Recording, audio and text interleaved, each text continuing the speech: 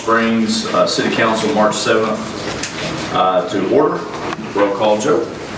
Robert Miller. Here. Jeff Bass. Here. Kenny Brown. Here. Teresa Van Hook. Here. Terry Holland. Here. Becky Devane. Here. Quorum. All right, Mr. Joe, you lead us in word prayer, please.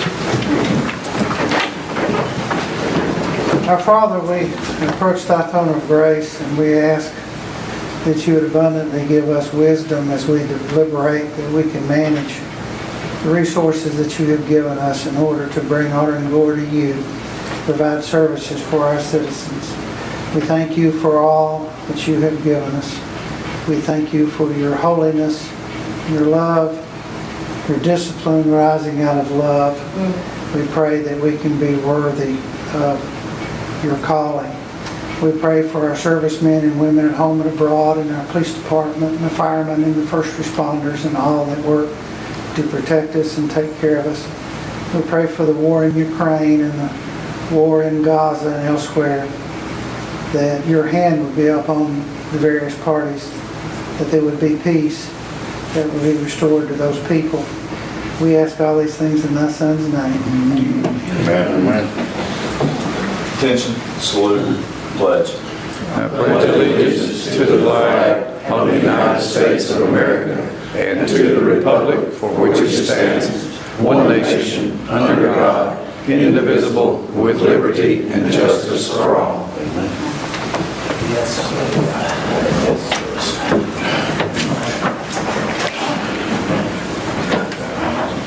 Can I have a motion to approve the minutes from the February 15th meeting? I'll make the motion. We have a motion. Do we have a second? Second. Any discussion?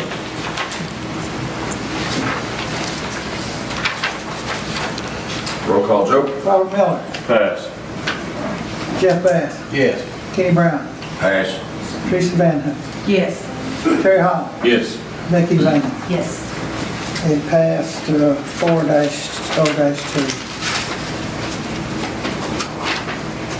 Is there any delegations from citizens? If so, please come forward, state your name.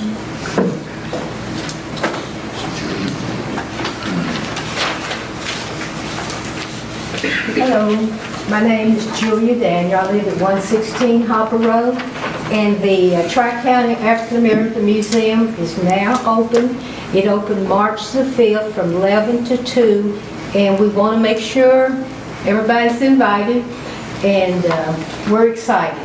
This is part of Tri-County. We want to promote tourism, and we say to God be the glory. That's it. Thank you. Thank you. Thank you, ma'am. Uh-huh. Anyone else? Mayoral update, I'll keep it. Oh, I'm sorry, Ms. Roberts, I You're apologize. perfectly fine. Mr. Crow had asked me to come and speak to the County Council about Oliver Springs School. And we just want to tell you some of the great things that we're doing in our school. And actually, one of the big things that our kids entered into a competition back, I think it was before Christmas, called Inventionuga, and the kids went and they presented on our water department issues, and our mayor and Corey come and visited our students, and they got second place. There was only one other school outside of Hamilton County in Chattanooga that competed in this competition, and that our students got second place. And this was their first time ever being in this competition. They had to present a problem and then a solution to it, and they did a fantastic job. So we are having our STEM night on March 26th. We'd love to have you all come out and be a part of that and just come around and visit the school, especially since we are now in a combined school and we are 6th through 12th grade, and that is our STEM night. And so we would love for y'all to come there. Those girls are going to do their presentation there that night, and so you all could see it then. You can also see it on April the 11th when our Alumni Association is going to do a fundraiser to help buy some equipment for our school. And just to let you know what some of the Alumni Association and their equipment is going towards and that they're doing is that we have done a major renovation of what was the library, We are now, we call it a Fab Lab. And so in this Fab Lab, we're gonna have 14 3D printers. We're gonna have 2 to 3 laser cutters. We're gonna have a 50-inch vinyl cutter. We're gonna have a 54-inch poster printer. We already have some of this. We don't have all of it, but we have sublimation printers. We just actually after school today had some people from the community come in to show us how to use the sublimation printers for us to make our own apparel, to make our own t-shirts and things like that. We're extremely excited about. And then next year, our middle school is going to start offering CTE classes, which is our career technical education classes. And we're extremely excited about it. They're going to be making pens out of wood, and we're going to have a CNC machine, a small version of that. So we're extremely excited. If you come into the library, there are 9 65-inch TVs all on one wall. And so it's really something, that's where the girls are going to be presenting from on the 26th. So we'd love for you all to come out and see it, and we would love for you all to be a part of both of those nights. And then one other thing, the middle school is up for STEM designation, and we are receiving a visit on March 25th, and that is from 9 a.m. to 11 a.m. And we would love to invite any of you all who would like to go on that tour as TSIN, which is the people who give the state designation for STEM. They will be sending out 2 representatives, and those 2 representatives are going to be led around the school by our students, and they're going to be shown all these wonderful things that are going on in our school.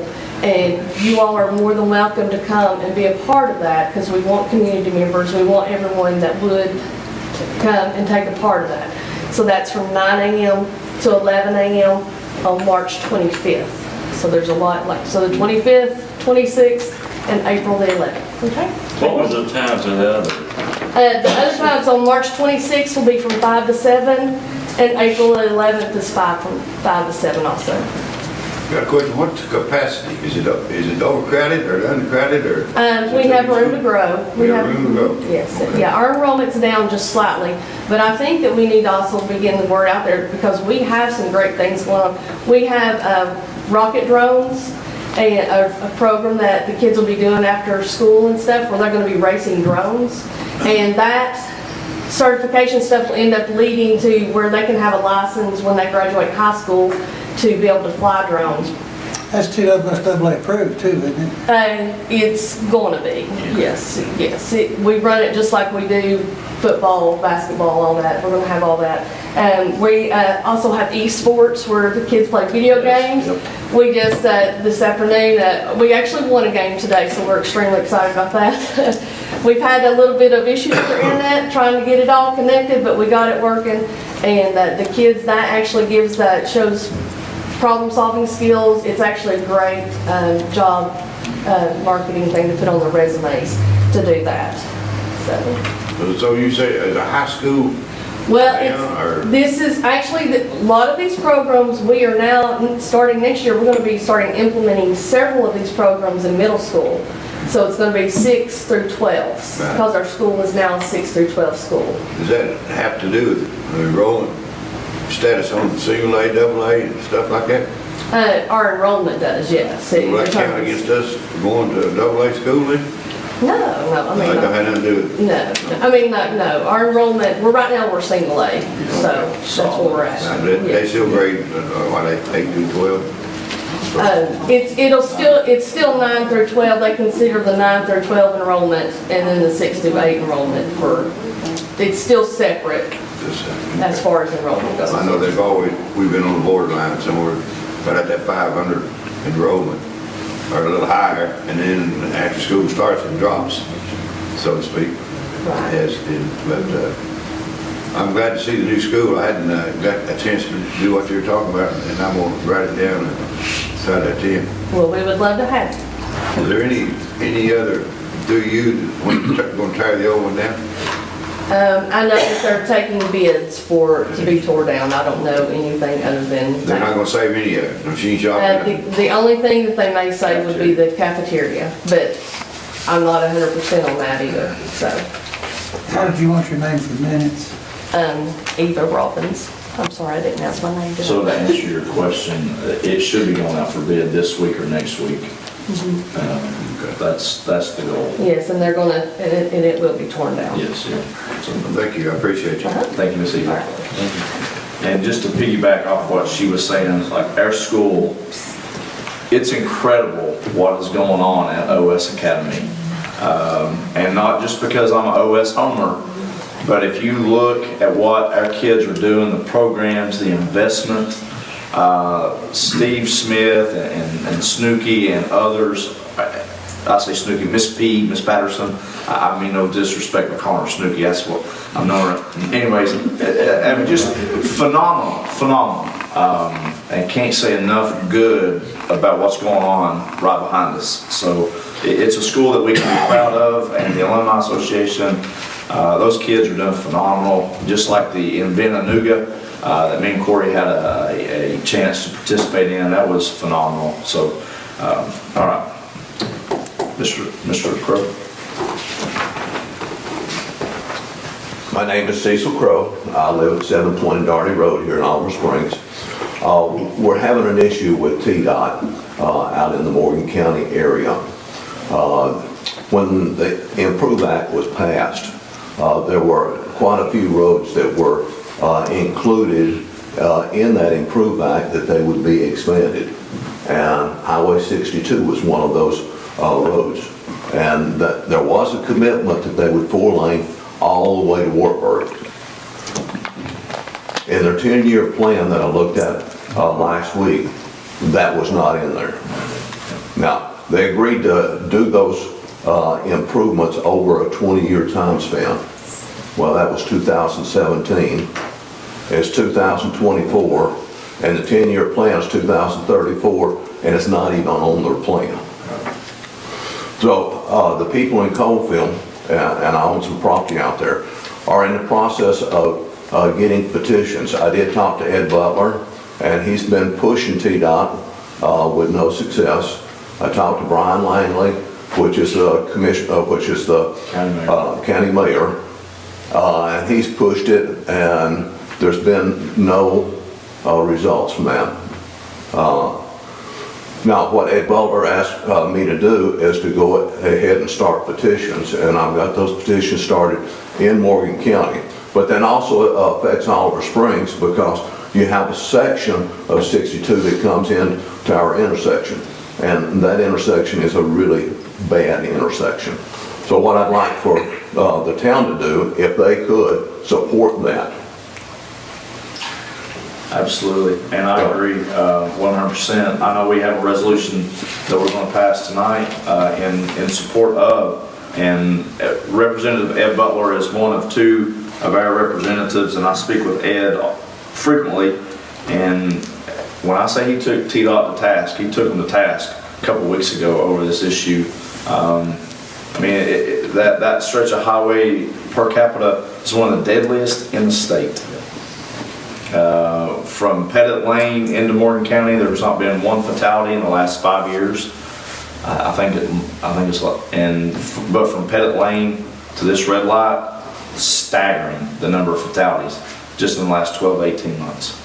So, You know, what we're struggling with is how TDOT makes a commitment and they get the funds and then they just walk away from that commitment. Now, that's troubling to me. it is. Yeah, if the town makes a commitment, I expect the town to complete that commitment and honor that. And that's not happening with TDOT. Like I said, they only had 20 years to complete it, and through 2034, and it's not even on their schedule. I appreciate your support. Thank you, Mr. Crow. Mayor update, be real quick. Not a lot to say other than just working through some the charter changes that we mentioned to you guys to look at the charter. And me and Corey have taken a very comprehensive approach to that, working with MTask. Had a meeting today asking them to help us do a review to bring our charter up not really up to date, kind of up to date, right? I mean, just because we've done it a certain way for X amount of years doesn't mean that it's the most efficient or the best. And so we're going to take a comprehensive review of that through MTask and their legal department to help streamline the process and give confidence that, hey, any idea that you may have, any idea that I may have, it's not just my idea, it's a well-vetted idea, and one that benefits the town and will move us forward. So, all that being said, I also enjoy the relationship that I have with other mayors. I'll give you a real quick, for instance, Wade Criswell is county mayor for Roane County. Wade's an incredible guy. We have quarterly mayor meetings, right, where all the mayors in Roane County get together. And Jason Jolly is the mayor for Rockwood. He's also the head of the utility down there. And last Friday we had a situation where a lady, her tree was uprooting, was very large, 85 foot tall, about 40 inches in diameter, would have just crushed her house. It was bad. And it was after hours, we got the phone call. I called Jason Jolly, said, hey, I need a power drop. If you know anything about utilities, you don't call utilities after hours and get a power drop after hours. You just don't have it. It just doesn't.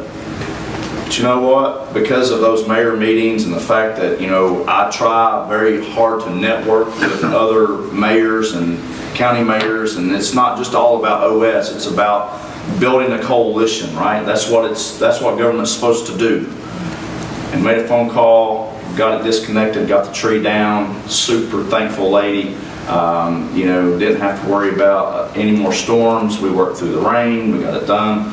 And that's the power of government right there, right? That's what we are supposed to do. That's what we strive to do.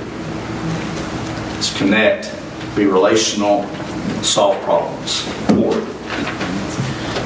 Spring cleanup pickup scheduled for April 1st through the 30th. So we're going to do spring cleanup all the whole month of April.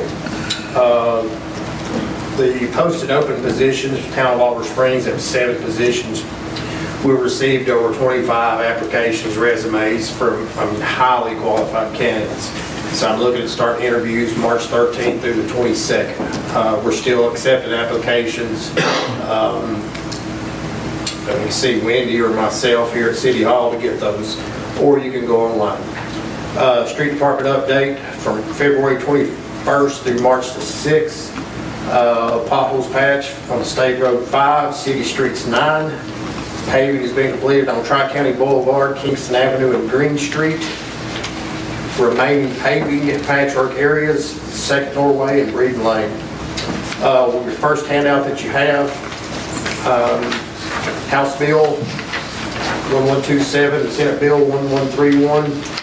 Go ahead and read through that. That was the authorization that was passed. ATVs are allowed on portion of the State Route 61 year-round now.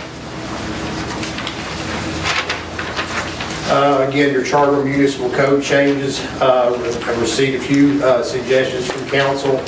Currently waiting on the comptroller's office, MTask, and the city attorney, asking for feedback from all 3 agencies there. Your FY 24-25 budget, planning on beginning working on that next week. So if council's got any ideas on capital projects, thoughts on wages, rate structures, now would be the time to start discussing that. Last thing, we would probably look to start scheduling a budget workshop at the next meeting. So right now I'm looking for a budget workshop sometime between April 15th or the week of the 22nd and 26th.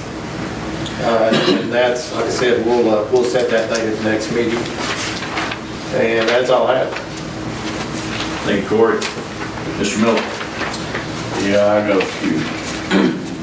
First of all, I've been trying since June of last year to get that tile took out of the ground up there on Valley Drive in front of the house. It flooded again one day last week when we got the heavy rains. The road had that much water running across it where the tile wouldn't. And it looks like the house is empty now.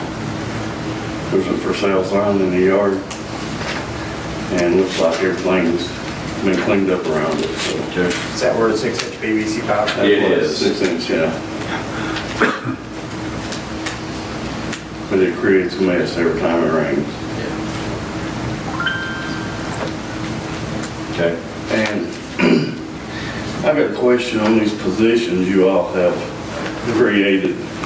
I don't ever remember even bringing them before council to ask for us to give approval for them to be created. An HR person, I don't ever remember. You don't have one in your code, but you have over 48 employees. You've never had an HR person or anybody to handle. Here's another thing. We get to 50, we fall under the FMLA law, which is a totally different ball game than what we've ever played before when it comes to employees. Correct. You know. And if my memory serves me right, when we did the budget and did the property tax increase, we had no monies for positions. Now we've come up with all this fire money that we didn't have and we didn't put in the budget. We never put a position one. But yet here you're looking at about $200,000 worth of, with benefits, new employees. You know, that's hard for me to, be able to say, hey, somebody lied to us because here we've got all this extra money that according to our budget, the property taxes were just to be able to get through the fiscal year and break even. But now we've got all this money for these positions. So I've had folks call me and say, hey, did you lie to us? I didn't lie. I took his word on what it was going to take to balance this budget to get us through July 31st. We've left multiple positions open for quite a while. I mean, quite a while. But we're going to fill the ones we had open. The library's been vacant for a month. Right. Public Works Director's been, Utility Director has been open for 3 months, 4 months. 6 to 8. Teddy's not been here since August. But you're going to fill that position with that salary that was already budgeted. Right. Because when you add up the insurance and everything for these new positions, does Wendy not do the insurance, the workman's comp, the personnel records and all that stuff? Because that's what an HR director does. She does some, Ramona handles some of the insurance stuff too. And that's the problem is you've got a lot of employees that your supplemental task insurance that we've had since 2019, half your employees have never signed up on that. So they've not been able to take advantage of those benefits. So I mean, there's a lot of HR that has been let go and not ever done. Yeah, but you're looking at about 70 grand for an HR position by the time you figure in the insurance and the benefits. And like I said, you all never brought that. You all supposed to bring us that stuff and have a job description, the whole 9 yards, and we're supposed to pass that before you ever make the decision to put these positions out. Are we advertising right now for an HR? Oh, we took for 7 different positions. Never come before the board. Just like Eddie Kelly with the parks, you know, that position's been open for how long now? That it's not been paid. Yeah, and we've always funded that position for a part-time position, because they've never had the magnitude of work and stuff down there for a full-time person, 40 hours a week, 12 months a year. So. And how long have we kept a position open on the streets? Ever since I've become mayor, it's been open. I know that for a fact. So, right? So what does that position entail? the street maintenance. What you're looking for right now is somebody to run your tractor, your mower. That's the one thing that's been open. Yeah, that's just 6 months out of the year. Well. Is he gonna do regular street duties the rest of the time? Yeah, absolutely. Yeah. So we never filled that position after Tuggle left? Tony? Which one? Tony's still here. No, Yeah, they went to Tony. volunteer. We filled it with Adam, then he left. Right. Adam's gone now. Oh, yeah, he's been gone for about a year or longer. So right now, we have, Who's running it now? Or who was running it last year? so right now we have a librarian position open. Yep. Yep. We have a public utility director open. Yep. We have one street crew, street department position, or two street department positions open. There's actually two positions that are open. Okay. Two. We have one, what you're calling human resources, Yep. and a parks director. And what else? We got a wastewater and a water plant operator position open. Who left? Is that two different positions or Yes, one? that's- Wastewater? So your wastewater position, right now, you're paying 44% overtime versus regular wages. So you hire that other position right there, and that does away with your overtime, but your wages back up to regular wages. Right, but that position was already budgeted in. And what's the other one, wastewater position, and what was the last one? Water plant operator. Water plant Actually, operator. they just- So really, the only one that, well, quote unquote, the create would be a HR position. And as me and Corey have discussed it, the goal was to make it a part-time position, not a full-time position. Because there's not full-time work here. Correct. So 20 Yeah, hours that's a not the week. way, that's not the way it reads So, on the posting. It reads full-time position. So how many employees would that put us? Because we were at like 47, 48. we're at like 42 right now. Yeah, you were at 48. We were. Yeah. Oh, that's right, we added 2 to the police department. I was not taking into consideration. Yeah. And we'll, Chief, well, we had 3 more with the cops grant, We added 2, added but we've 2. only hired 1. We're looking at not filling another position until either after the budget or when Corey feels it's adequate. Okay. And it was technically, we done away with 1 position, and now we have 1 back. So it's, we're still exactly what we were 2 years ago. So that will put us at 49. Did the parks director want to go from part-time to full-time? Yeah, we That's never gotta change too. We've always funded What Eddie it Kelly- part-time because we never had enough for full-time. Yeah. And the parks director is going to remain part-time, the way it's listed right now?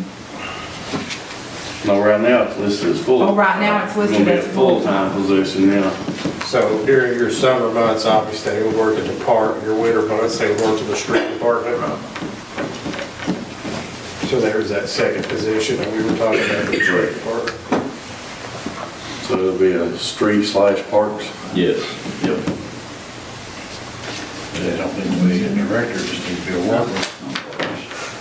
Well, little Eddie just mowed and maintained down there and he scheduled the ball games and stuff, didn't he? He was a full-time park director on a part-time payday. Pretty much. He did it all. Doug Brown before him did it too during the summer, Yeah. the fall, and the spring.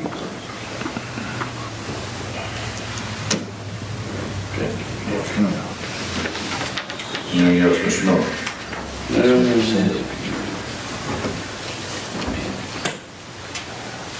Yeah, I've got a pothole. On Midway, Corey, it's this side of Sycamore, what it is, the pavements come out around the manhole, and there's a hole like yay big. It's the manhole just this side of Sycamore right there on Midway. So, That's all I've got, sir, thank you. Thank you, Mr. Miller. Mr. Bass? Well, just to read Mr. Miller about the positions. It is not the librarian position, we don't pay that. It comes from someone else, does it not? No, we pay the library. We've always funded the library. I went for sure because I know we had that lady that came in all the time on that.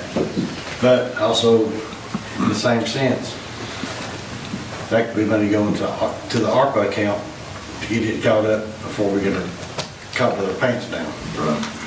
And I'd just like to say that I'm proud of our street department and our water department and all them for the hard work they're doing around the town.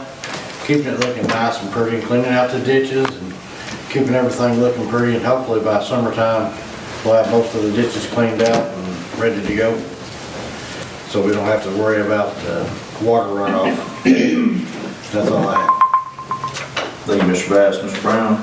Yeah, there's a, on Wiley Lane. There's a school bus now that comes up Wiley Lane and picks kids up and then goes back down Parnell. And that turn right there it's all messed up. You got to go up a little grade and that school bus is just eat everything up. And used to, he came down Hen Valley and went down Parnell, but now they come up Wiley or go down it, one or the other. That's the first one right. Yeah. And right top, where he makes his turn right there, they tore all that, we had some asphalt in there, but it's tore all that up with the trying to make his turn. It's a short turn right there too. So we need to look at that if we can. And also I noticed that the middle sign out here on the fork, out there at the red light, that's blown under where you can't see, but don't mean nothing, but it looks kind of bad. I look at the signs up here like that. What are you talking about, the one on the pole at the red light? Yeah, at the red light. Yeah. They get, maybe, state will have to probably work on that, or I'm assuming they will. I haven't noticed it. Nonetheless, if you get somebody to check that out. And also, is this Hero sign back up, or is it shut down, or do you have any more information on it? Working through the final process of getting CUB approval. Are they coming up with anything like the money? Is the money the issue? Do they want a fee? No. They have a very strict policy that you don't use their poles. And so we're asking for permission and we have to get their permission. Do we need somebody to help us, political help? No? No, we're good. It's just a matter of time? Yeah. Well, in other words, there's no reason to go sign up till we get the thing approved, is that? That is it. So tentatively, they have said yes. They scheduled a meeting. So in the full transparency here, not that anybody needs to know this, but I have 8 employees. I had one of my employees quit about 4 weeks ago. He happened to be my lead climber. Okay, so you know who now is the lead climber? This guy. So when my lead climber, and he had emergency appendectomy surgery, okay? And after, he just decided he didn't want to come back. I don't know, I don't care why. This guy was making $2,000 a week. He was getting paid very good money. So now I get to be the lead climber, and which is fine. I enjoy being the lead climber for my company. But I couldn't make that meeting with CUB, what was it, last week, Corey? I think it was the 26th or something, I can't remember, 28th, 26th. So I don't know if that's been rescheduled. And I leave for vacation tomorrow. I'm not gonna say I dropped the ball, I didn't. I'm taking care of my responsibility to feed my family and provide for 7 other men. So, but CUB has tentatively agreed to allow us to use the poles, yes. They wanted one last meeting to tell us which poles we could use, which poles we could not use, and what they would allow and what they would not allow, so. Oh, I just wanted other than you meeting with them, if someone else could, like the American Legion? I mean, I'm sure that a chief or Corey or. No, okay, that's all I don't even. Hey, I would go ahead and sign up though. Okay. Because the last conversation I had, they had maybe 20 or 25 people that had already signed up. Signed up and paid their money. So I would go ahead and look at that before I Well, that's what I was looking at, but if they're gonna not let us do it, and I'm assuming they reached their goal for contributions before they even got started. They need so much money now, they said they already got a bunch of donations. Yeah. Okay, that's good. I think that's all I have. Ms. Van Hook? Yes, I came down and met with Corey last week, and we had a couple of hours where we discussed several things. He took me over and showed me the pretty much missing city garage over there, if that's what you want to call it. The shed's in terrible shape. Most of our equipment, whether you know it or not, is parked out in the open because the shed has been pretty much just declared a disaster area by our insurance company and does not want us to park anything underneath the shed. They've said they will not insure anything that is parked underneath one of our sheds. So, that being said, Corey and I had led to a discussion about prioritization of projects. What is the most important things that need to be done here in the immediate future? We talked about that because I just don't see putting the kind of money that we put into this equipment to have it sitting out in the open air in the middle of the winter time or any other season for that matter. Rusty, I want to tell you, you have a really nice shop over there. What you've done is commendable. I went in, Corey took me in, you weren't even there. But it is neat as a pin. He's got everything organized. It is really, really a very well organized facility.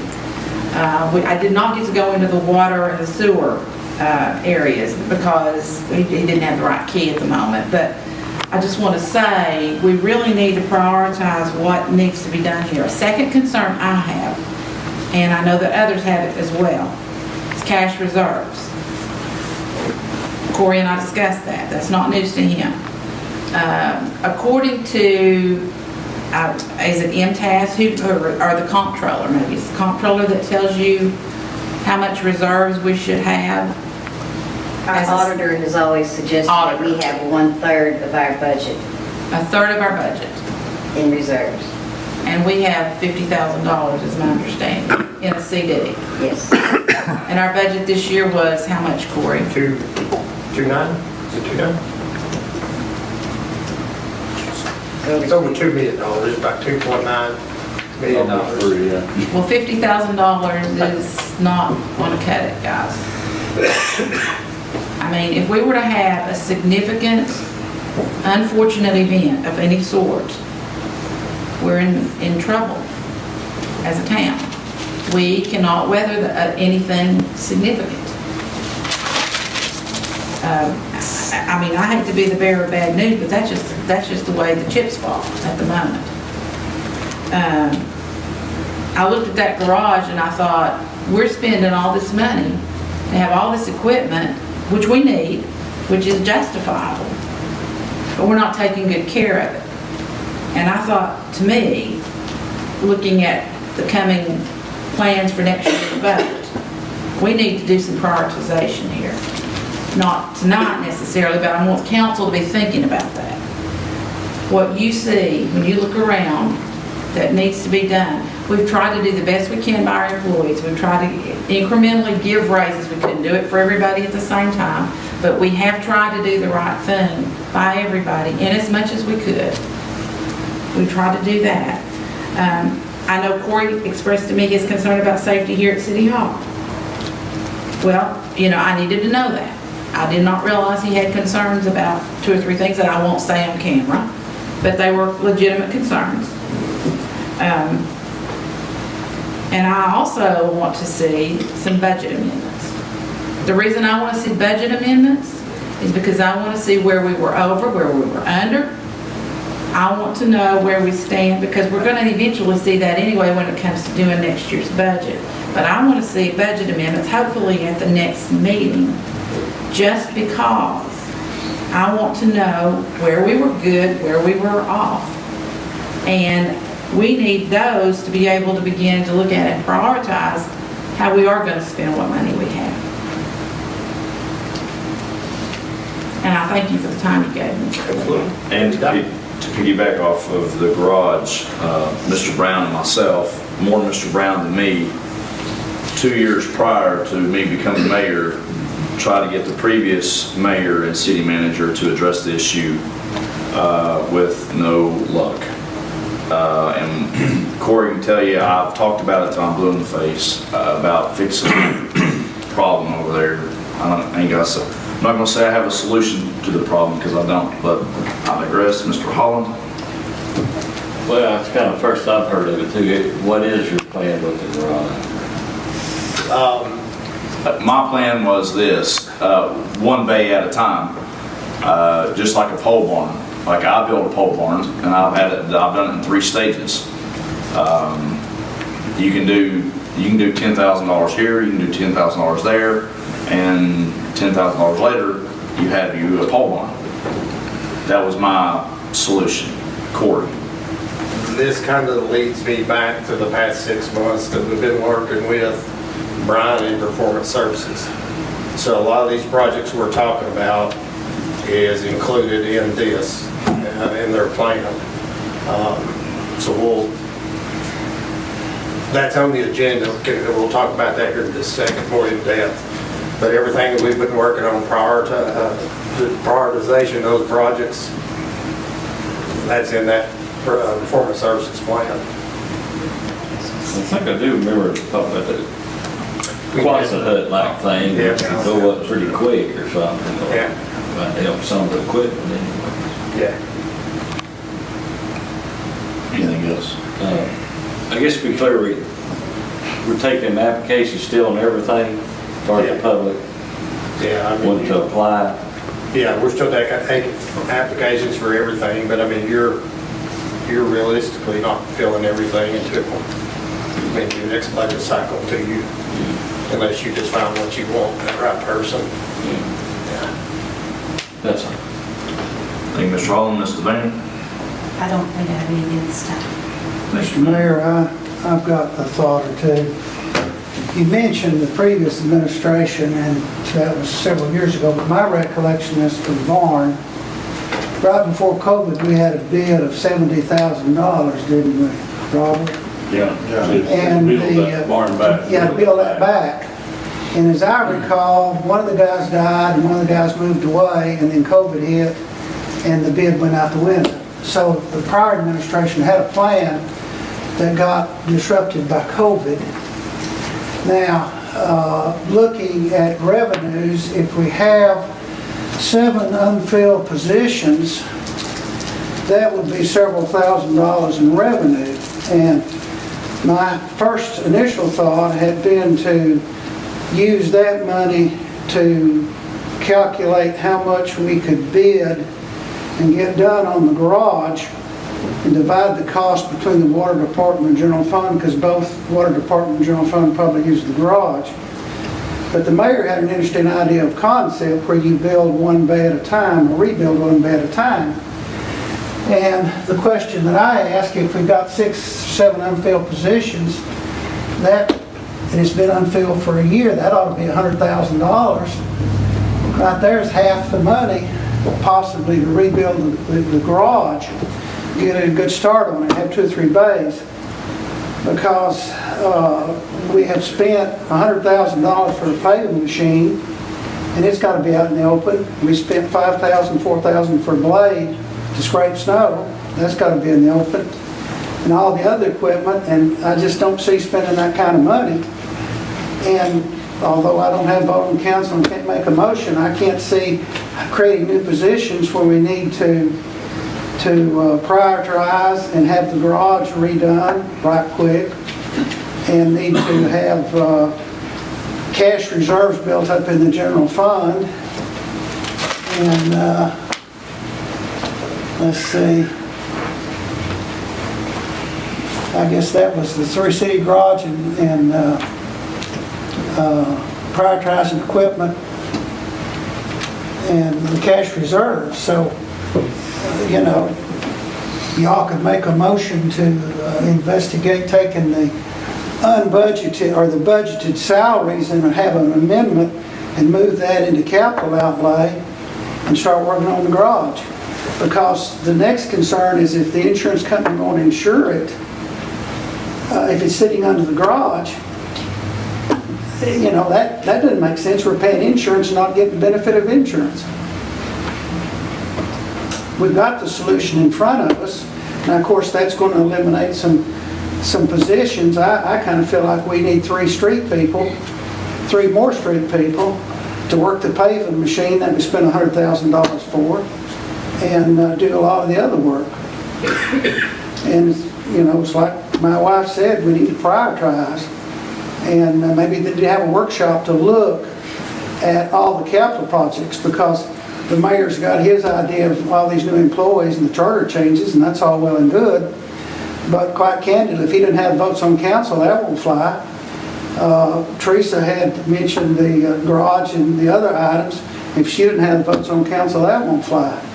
So I tend to think that this council needs to have a workshop and do some soul searching and prioritize, because Mr. Miller, you know, I come down here every day to sign warrants, and I heard rumors about the interview for a human resources person, but nobody said anything about that. It's not in the budget. I was trying to roll over in my mind whether the city manager would have the authority to create that position without town council approval, or where he would not have that authority. Would after he's hired, would council have to approve him after a 90-day probation or some probationary period? And I can't recall offhand whether the council would or whether the city manager has that authority. So, you know, and I like what Mr. Miller said. We had a tax increase because we were in the hole so bad and had tons of money that we didn't have, and had to have the tax increase to break even. And now, voila, we got money to hire a new man, and we hadn't filled other positions. So, you know. I will say this. One, there's a new business in town, and I just happen to know what his sales tax revenue is and how it benefits the town. And I will say this, based on our last year's budget, because he wasn't in the town at the time, versus, you know, when I say this one business funds a one position for our town, he does.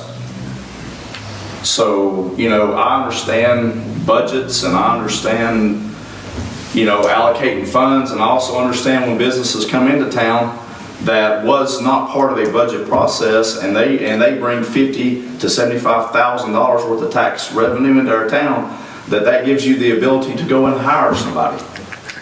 I also understand that. It gives the ability to rebuild the garage too. So, police chief.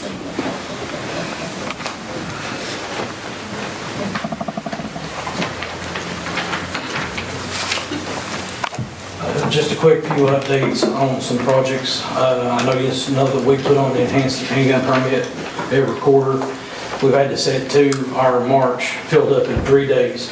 So if anybody calls or asks any evidence, we'll set a second one for April 13th. Next thing to let you know about, the mayor has set the date for the Earth Day. That's coming up for April 27th for anybody that wants to, you know, put out or help us, you know, when that day comes. We had a real good turnout for the first time last year. We're hoping to have more. I guess we're going to be tackling 2 creeks in 2 certain areas of the area, trying to clean it up and making, you know, Olive Springs a lot more, you know, aesthetically pleasing as you can.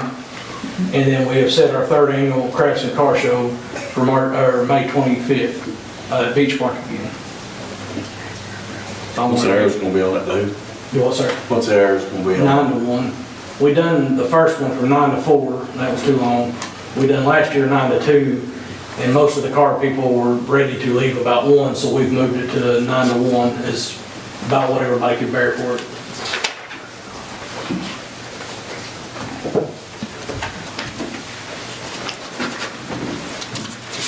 I have 3 employees tonight that have met their 90-day probation. The first one I'll bring for you is Luke Cooper.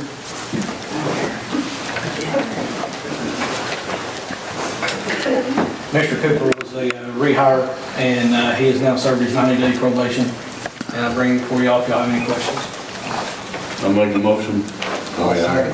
And I'll second it. Motion and second. Any discussion? Roll call, Joe. Robert Miller. Yes. Jeff Bass. Yes. Kenny Brown. Yes. Teresa Bannon. Yes. Terry Holland. Yes. Becky Devaney. Yes. Pass. Thank you, Luke. Thank you. Good to have you back. Appreciate it. Second employee I want to bring before you is David Bailey. David Bailey comes to us as a dispatcher. He has served with me just about my whole career. When I first started in law enforcement, he was my first dispatcher. He's brought a lot of education and training and a lot of good ideas to a lot of the other dispatchers, and so he's now served his 90-day probation. I'll make the motion, we hire him. I'll second. Any discussion? Roll call, Joe? Robert Miller, Yes, sir. Jeff Bass, Yes. Kenny Brown, Yes. Teresa Van Hunt, Yes. Terry Holland, Yes. Becky Devaney. Yes. Passed. Thank you. Thank you, sir. The last employee I want to bring before you is Stephen Carroll. Stephen Carroll's a hire that we brought out of Anderson County, and he has served his 90-day probation. Is that S-T-E-V-E-N or S-T-E-V-H? PH. Okay. I make a motion, we hire him full-time. Second. Motion and second. Any discussion? Roll call, Joe? Robert Miller, Yes. Jeff Bass. Yes. Kenny Brown. Yes. Teresa Van Hunt. Yes. Terry Holland, Yes. Becky Devaney. Yes. Passed. Thank you, Mr. Clerk. Carol Ward. Do a second. Thank you.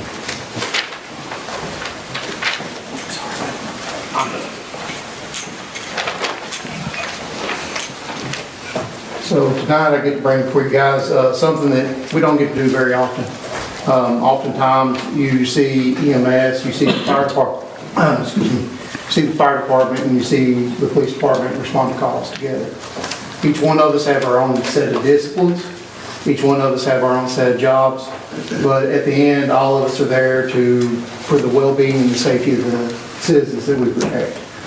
So on February the 6th, I received, after the fact of the call, 2 memos, one from our fire department personnel that was on this scene, and then one from Harrison County EMS.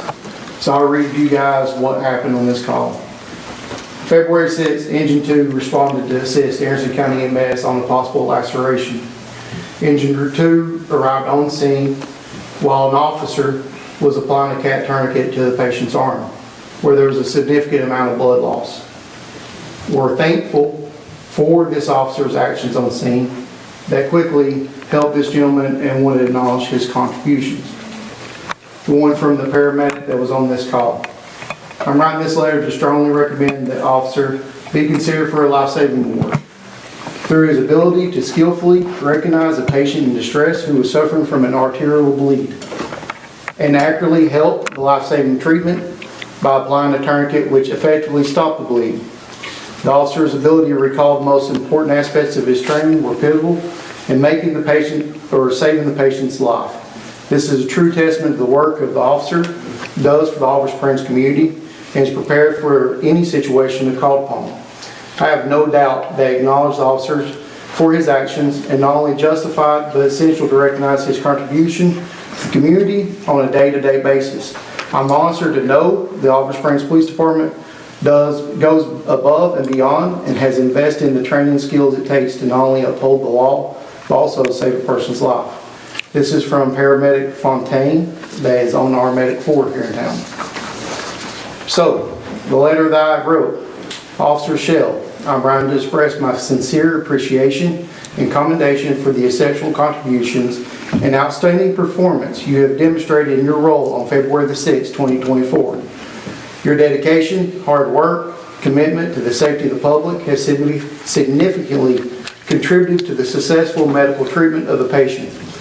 Your ability to recognize the need for a tourniquet and its application on a patient with a severe laceration has not only exceeded our expectations, but has also set a commensurate standard for your colleagues. Your positive attitude and collaborative approach have created a motivating and productive work environment. Your efforts had had a positive impact on the patient's survivability despite the severe injury. Attached to this letter is also the memos from the Oliver Springs Fire Department and the Harrison County EMS crews that answered with Officer Shell on that day. On behalf of the entire department, I want to express our gratitude for exemplary performance. Our dedication to excellence reflects well on you and the Oliver Springs Police Department. We're fortunate to have you as a valuable member of our team. Once again, thank you for your hard work, commitment. We look forward to witnessing your continued success and contributions to our organization. Mayor, Officer Shell.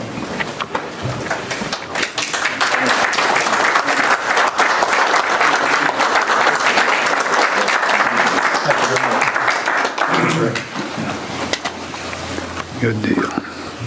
You come in, Chief. Yeah, you can sit over there. Yeah, thank you very much. So one other thing we want to address with you, Chuck. Hey, Chief. Hey, Chief. Yes, I'm sorry. Thank you very much. Chief, can I have that for the minutes? It's, Officer Shelley. I will get you a copy. We'll get you a copy of it. One thing come in last minute, and basically last night, probably around 9:30, I got a message from one of our citizens. I'm gonna get Captain Owens to explain it to you. I felt strongly enough when it come in to holler at you. Something else Shell has done for our department is he heads up a lot of our security at Norwood. One of their requirements to exist right now is that they have to have security there. They, have built a good relationship with Shell, and he attends a lot of their functions. He takes his off time to go work there as a second job. But this come in last night, and I want Captain Owens to explain to you. So I'm going to read you the message that we received. It's a little lengthy. Obviously, I'm going to cut out some a little bit of HIPAA stuff, so bear with me. So this is the message that we received. It says, I'm somewhat a new resident to Oliver Springs, and I don't get out much. I'm a 55-year-old female who struggles with getting around and walking. In 2013, my left leg was amputated below the knee, which required 3.5 years of treatment and 7 surgeries. In February 21, I was involved in an accident where I was hit head-on, involving a high-speed police chase with juveniles, and left on the side of the road. Fortunately, I survived and had to be cut out of my vehicle, and my right knee was shattered, leaving me with literally no legs to stand up. Reason for me not being able to leave my house much, because it is difficult to walk for any length of time and distance. When I'm out in public, people stare at me constantly and will actually watch me struggle trying to walk through the store or load my car. No one ever stops to ask me if I need help, and it's pretty sad that most people don't seem to care about people who struggle physically. Instead, they find it entertaining. Tonight, I was at Norwood Middle and Elementary School to watch my niece dance after a girls' basketball game. People looked and kids stared, as they always do, which I'm used to and don't expect anyone to care enough to ask me if I'm okay or anything. Tonight was the night that I ended up crying in my car after leaving the gym because one of your officers working tonight at the school actually cared enough to come up to me and ask if I was okay or if I needed any help with anything, because he noticed me struggling to walk or something along those lines. I couldn't believe that an actual officer took the time and cared enough to check on me to make sure I was okay instead of standing around socializing.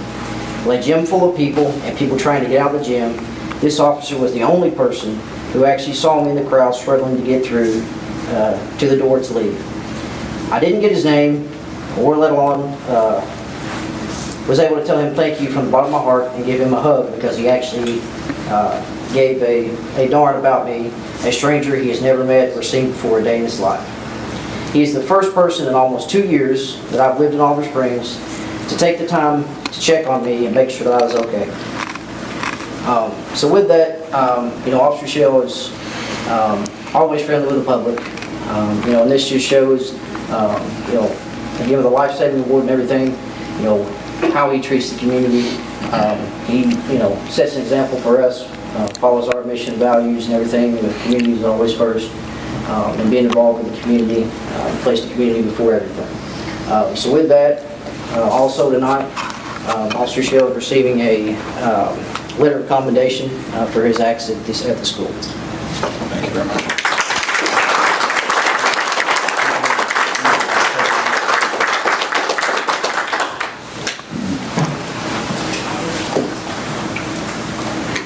New business, 2024 Energy, Water, and Operational Efficiency Project authorization for Performance Services Incorporated to perform an investment-grade audit for the project.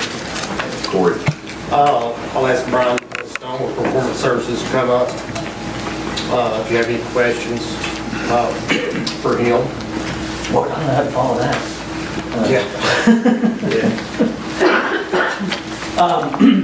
So what I would say tonight is, Ms. Van Hook and Mr. Van Hook, to both your points on prioritization, there are quite a few things. Hopefully you each have a copy of that agreement, or at least the report. I'm happy to share a few of those. This allows you to prioritize some of those things. And not only prioritize them, get a real cost, get a real return on investment, and get a real scope of work for what it takes to implement some of those pieces. This piece is not a commitment to do a project. You are not agreeing to implement or build or construct or buy any of these pieces. It simply allows us the opportunity to come, do the engineering, do the development of each of these pieces, come back to you with real bids, real cost, real return on investment, and the detailed scope for what it is. And then we can kind of figure out, how do these fit within your budget? How do these fit within your financials? How do these fit within your feasibility of how to implement them or allow us to implement them? So this does come with a $43,000 fee, but I will say that is only payable if you do nothing. So if we go through this entire process and you guys decide we don't want to implement any of these pieces, we don't want to do a project with performance services, that is the only time you pay us that fee. It recoups some of our cost. If you decide to implement some of these pieces, that cost simply rolls in to the cost. So to your point, the city garage is actually included in this. The safety and security upgrades are included in this. So we would go through and scope, engineer, develop, and scope each of those items, come back to you with real bids, using local contractors to build it or do the renovations. If we can't find local, we go to regional. We serve as the engineer, project manager, and guarantor. So our projects do not have change orders, so we're not going to come back to you and ask you for more money. They come with guaranteed return on investment, so we will actually guarantee the savings that we say these things will generate. And 3, we guarantee the scope that will perform as it was engineered and designed to perform. So we have a long-term commitment. We would have a long-term commitment to Oliver Springs on making sure that each of those items, if they're implemented, are not only cost-effective, but function as they were designed. So again, this, what I would ask tonight, if anyone would be willing to make a motion to approve it, simply allows us to engineer, develop, and bring back to you cost, savings, and scope for each of those items. And they are, if you want me to run through the list, I'll be glad to. You should have it, but it is, it's lighting, HVAC at a couple of places, programmable thermostats, water conservation, building envelope, so stripping, caulking, all those buildings. We are scoping solar at water and wastewater plant. The only reason we would scope solar is because it actually has a 30% rebate from the federal government right now. So whatever you implement, you would actually get a check back for 30% of the cost. Street lights, we work with CUB to make sure that that's feasible. And then nodes to create Wi-Fi in certain areas. We can actually plug a little node on top of a street light, project free public Wi-Fi out to your citizens. So all they have to do is watch a small video each day and they would have free access. But that does create actually a new revenue stream into the city because it creates, you sell ads, they watch an ad to get on your Wi-Fi. It doesn't cost them anything, but it gives you money. We've already done some of the leak detection. So we actually came out here a few weeks ago and flew, we have pretty high-tech drones that we can fly over water and sewer lines. Using thermal imaging cameras, we can detect leaks over water lines. So we actually found 17 probable leaks in certain places. So we would actually do that again in a couple of months to figure out if there are other places. The other is acoustic leak detection. So we would do one round. You have zone meters, as Corey mentioned. We would do what's called acoustic leak detection within those zones.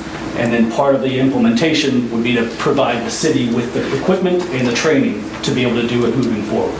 So we would do one round of it to help you figure out where leaks are, and then train your staff to figure out how to learn to do it on their own. And then the last is, there's 2 things. So part of the EPA actually requires that you do a lead and copper service line inventory. It's got to be completed by October 2024. So that is a federal government requirement. We're including that to make sure that you can meet that deadline from the EPA. One other thing that is included, we included time for helping to pull the comptroller report together. So you've got the financials from Jackson Port, and then you've got the technical. So we actually included some time in there to help you compile that report and submit it to the comptroller's office. And then the last is scoping a potential plate settler, which would help you expand the production at the water plant. So these are the items, along with the safety and security upgrades and the city garage, that will be included in this $43,000 price tag. But again, You're not implementing them, you're simply giving us the authorization to go price them, or scope them, develop them, engineer them, and come back to you with costs and savings. But I'm happy to answer any questions. How long are you on the hook for these? It'll probably take us about 90 days. Oh, look fast? Mhm. Is some of it fast track, kind of like the garage, you get it prepped and you shoot it right out? Some of them are pretty simple. But you go ahead and implement it? No, we don't, so we're not gonna implement anything without your authorization. It'll take us about 90 days to develop and engineer each of these pieces, bid them out, so we actually go out and competitively bid or obtain competitive pricing. It'll take us about 90 days to come back and bring that information back to you.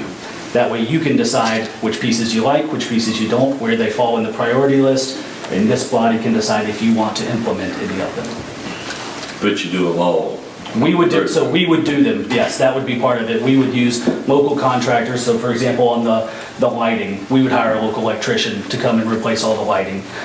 So we bid it out to local electricians or local qualified vendors, contractors. Kind of like the garage though, would you figure it up and? So we would develop Would you still have to wait 90 days or could you fast track? Oh, we could fast track that, that's no problem.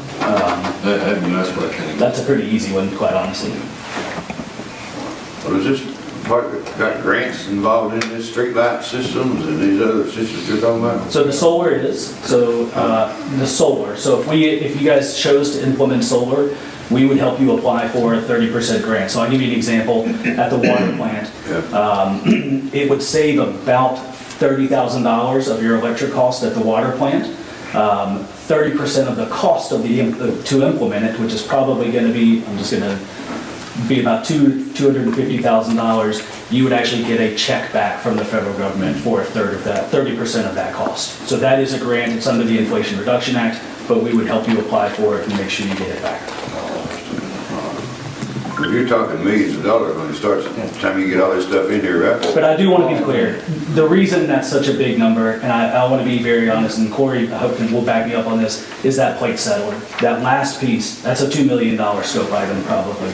But it will help you from an operational perspective, and it will help you from a water plant. If you talk about running water and supplying Windrock and all those things, this would help you do that. That's the biggest single item in this. And I'm not saying you're not agreeing to implement it. You're just saying, let us come back and tell you how much exactly it's going to cost and how much it will save you, what the benefits are. You got a pretty good figure off the top of my head. But if we don't implement it, let's say you do this work and we decide not to implement it, then we owe you $43,000. That's correct.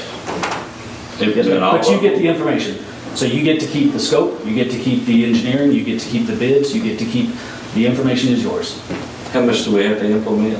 No, I mean, to be honest, I'll be honest. Not to get the 43, but I mean. Yeah, I mean, it's got to be a substantial enough project where we can actually, make up that cost. So what would that be? $250 million right off the bat. We have to go borrow the money for it. And that is true. So I want to be clear about that. So we're broke now, so we're gonna go borrow money and be even broker. I'll insert one thing. The goal of this kind of project is not to take money out of your budget. The goal of this kind of project is to use savings within your budget and reallocate them. So I'll give you an example. Rather than paying CUB $200,000, what if you paid them $120,000 and used that $80,000 to repay the debt? It's no impact on your budget. That's where our guarantees come in. So when I come back to you and say, here's the return on investment for each of these things, our company is going to put a financial guarantee that it will save that much money every single year. So if we say it's going to save $40,000, we will put a financial guarantee that it saves $40,000. If it doesn't, we cut you a check for the difference. So the goal of this project is not to take money out of your budget. The goal of this project is to use redirected money within the budget to fund capital improvements or necessary operational and energy efficiency projects. So the goal is not to spend more money, and that would be what we aim for. We're not going to aim for pulling budget or have a negative cash flow. So when I come back to you, for example, you're going to see a cash flow. You're going to see a cash flow for the entire project. You're going to see the cost, you're going to see the savings, and you're going to see the positive or negative cash flow. We can then go through each of those items and say, if we pull this one out, what does it do? So you can have a full picture, what it looks like from a budget perspective. Are you gonna have to spend more money to do these things, or are you gonna use the money that's within the budget to do these things? So that's the goal, yes. Generally, it does require debt on the front end, but the debt service is essentially guaranteed by us through the savings that are generated by the project. Where have you worked in the past, what cities? So I've done this for about 15 years. I changed companies about a year and a half ago. I'm more than happy, not in public session, to give you a number of customers and references. The city is local? Yes, sir. All in I did one project in Kentucky, but all the rest are in Tennessee. And you saved them all kinds of money? But they had to spend all kinds of money too. Well, but this is different because we guarantee the results. So we put a financial guarantee on the results. You were talking about street lights. Well, CUB wants to charge us to hang our lights on their poles. And so they want to charge us like a buck a pole. You know, that's, what we got? 1,000 street lights off of the city? 564. Is that everywhere? Yes, sir. Is that including what we want to put on the 4-lane and some No, that is what is in place currently. I think it's 564, it's 560 something. So how would you? So we work with the utility to implement a LED retrofit. So they're not LED right now. So when you put an LED, it saves about 40% of your energy cost. There are other ways through CUB that could reduce that even further that I'm happy to share with you. So you use the existing housing and just retrofit the depending on the light interior then? Depending on the instead light. of putting on the LED. Depending on the lighting up. Like it's a Cobra head, it makes sense just to replace the whole thing, but if it's certain other lights, we can retrofit it. We did it, we just gut it out. Yeah. Direct wire, you screw above it. Yeah. But if you want to put Wi-Fi, so it's a little node that sits on top, it just plugs the 7-pin connector that sits on top of the street light. You do have to have a new head, but that node not only allows you to control the light, you can dim it, you can turn it off, a single light off, you can control it a lot better, but it also can project a Wi-Fi signal out about 500 foot radius. So you can provide free Wi-Fi to your citizens. Again, they watch a video on the front end before they access it, and you make money off the ad sale. So we create new revenue streams for the city, and that's part of the revenue, that's part of the savings and or revenue that we would quantify and present to you as part of this. And we have to, instead of CUB now that does all the maintenance and stuff on the lights, we have to. You don't have to buy bucket trucks, you don't have to do any of that. Part of the scoping and agreement is we figure out what those agreements look like and what the cost is for paying CUB to continue maintaining them with the new lights. So we come back with all those, that's always a common question. Do we have So to you buy come bucket back with a trucks? full scope from the ground up? Yes, sir. Well, not new poles. There may be a few poles that we have to replace, but we factor in maintenance and operation of it. We factor in the long-term cost, and we factor in the savings and generated revenue. Basically what I said is he goes to CUB and he brokers the deal from the city. And we sign the paperwork for that. So that puts us in liability with them again, or we don't have no money, to potentially have to owe them more money than what we have to pay them now. The intention of this is so you pay less money to them. Yeah, but it never works that way. Corey, could you chime in on that?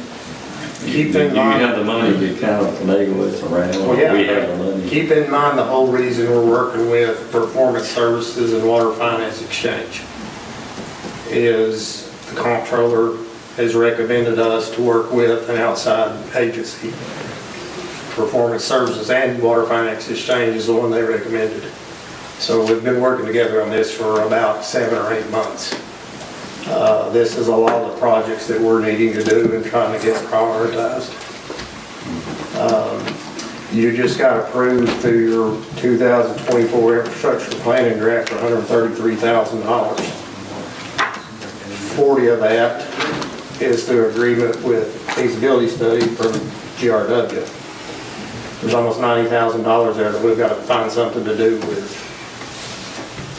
And that $43,000 is not paid this fiscal year. That would be, we would ensure that it's not, even if you had to pay it, it wouldn't be paid until 24, 25. And it can be split between enterprise and general fund because it does cover both. We put it in our new budget. Yes, sir. Yeah. But hopefully you don't have to pay it. Hopefully we can go, find a great project to save you guys money and implement some projects without impacting the budget. What kind of interest rate did you find on these loans? So we did, I apologize, you weren't here the last time, 3 weeks ago when Mr. Van Hook asked the same question. I went and got an indicative rate from Bank of America, so I kind of give them an idea for, here's who the customer might be, here's what the project size might be, here's what the project might entail. They gave me an indicative rate, and it was in the 4s, but it's specialized financing specifically for this type of project. This type of project has actually specific statutes in Tennessee that govern how they are implemented, and it's on page, I forget what page it is in that report that I hope you have a copy of. But part of our kind of deliverable to you is what we call a request for financing. We are not municipal financial advisors, so I will give you no advisement on how you finance it or what you do. I will, however, bring back to you certain paths that you can take. I'll give you an example. I had a county just west of Nashville. They wanted to use a local bank. They financed it with a straight loan from their local bank. We have relationships with other financial institutions that finance this specific type of project. So we can give them the range, the cost, the scope, and they can give us specialized, it's called a tax exempt lease purchase, but it's a specialized financing package for this type of project. The benefit of that is you actually don't have to begin debt repayment for sometimes a year to 2 years after. And the reason it's structured like that rather than like bonds is it allows you to actually recoup some of the savings and generate the revenue before the first debt service is due. So it's a specialized type of financing specifically for this type of project that recognizes you have to generate savings in order to repay the debt. Mm-hmm. So that would be part of the deliverable that we would bring back to you after this 90 days is a request for financing where we would go out to either local banks or national financial institutions for financing offers on this. So I bring all those offers to you guys to factor in. Does our credit play a factor in this? So it does, and so that was one of the questions I asked Bank of America. That's who I've worked with a lot. They finance a lot of these projects. They said it wasn't an issue. You guys truthfully don't have a lot of debt, so that helps. They realized there are some issues with financials, but they didn't see an issue. Plus, it's kind of backed by our guarantees. So because we have a financial guarantee, I've actually had Moody's come and speak to a customer, a much larger customer before about the impact on credit for this type of project. It's generally looked at a little differently than typical other projects from a debt perspective because you have a third party guaranteeing a return on investment. I can't guarantee, so for example, we might, for the lights, let's say we put new lights in part of the buildings, you're gonna see an energy reduction. I can't guarantee what the rate is. I can't guarantee how much you're going to spend. What I can guarantee is how much kilowatt hours, how much energy you're going to use. That's what we guarantee, which equates to a cost. So we break all that down piece by piece, scope item by scope item, tell you what it costs, what our guarantee for the savings is, so that you can take all that into account when you make a decision on whether you want to go implement.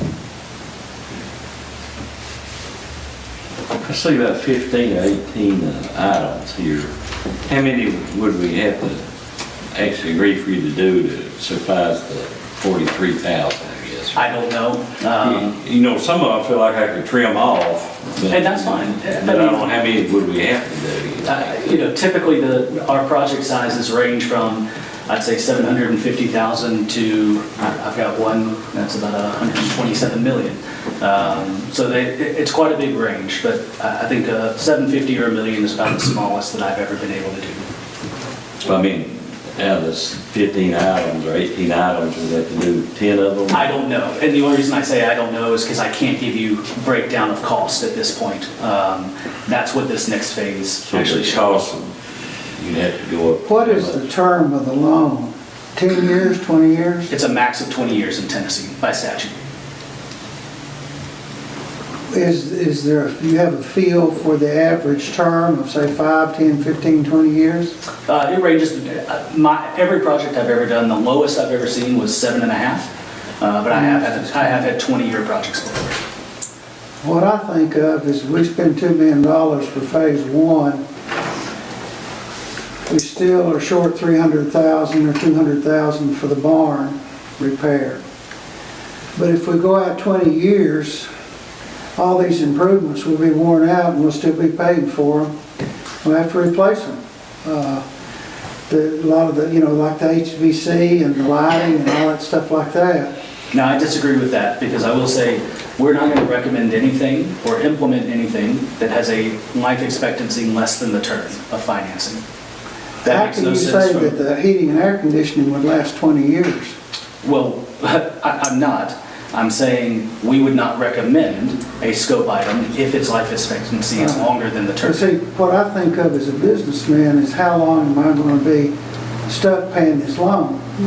And if you get the loan, say 10 years or 7 years, the payments will go up. And the savings may not necessarily equal the payments. You say the bonding company will come in and pay the difference. Yeah, I understand that, but why would a bonding company want to sign off and say, yeah, I'm going to have to pay $5,000 a month because they got a 7-year loan, where if they took a 20-year loan, I wouldn't pay them anything unless they went south. So that's the benefit of the request for financing that we would bring to you. I'll give you an example. That county, just west of Nashville, they didn't want a long term. Their term was 17 years. That was the overall return on investment, the average return on investment. They wanted a 10-year note. So they chose to go to their local bank, get a 10-year note, and they had a negative cash flow. So they knew on the front end, they simply had to budget, I think it was $42,000 or something a year, that they were going to be short on their debt payment. How come the bonding company didn't pay that difference? I don't think that's how it's not how it works on this. And so the same thing with bonds. Let's say if you were to go to a bond company to sell bonds for this type of project, which I'm not talking about a bonding company, I'm talking about your insurance company that guarantees that whatever payment we have to make, if the payment is more than the savings, they're going to pony up the difference. It's not how that works in this type of project. So we make a guarantee for what the savings and the revenue would be, what we're willing and able to guarantee.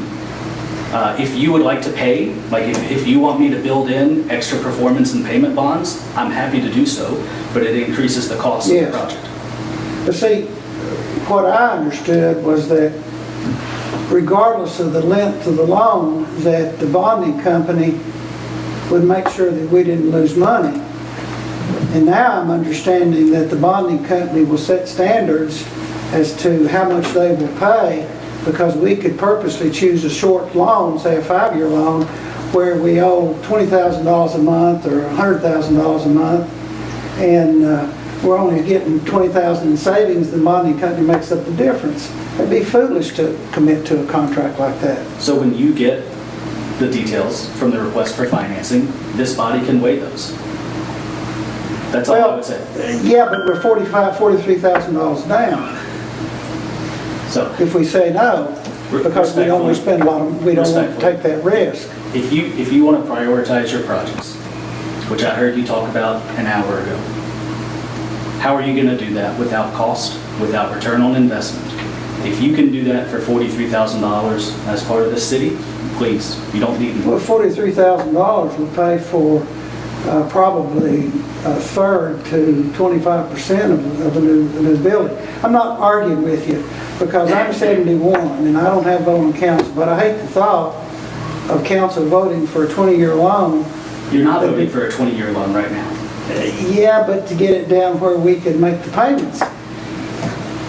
We're voting for some, if we vote for this, we're voting for some, we're putting the city in some financial position to be obligated for financial.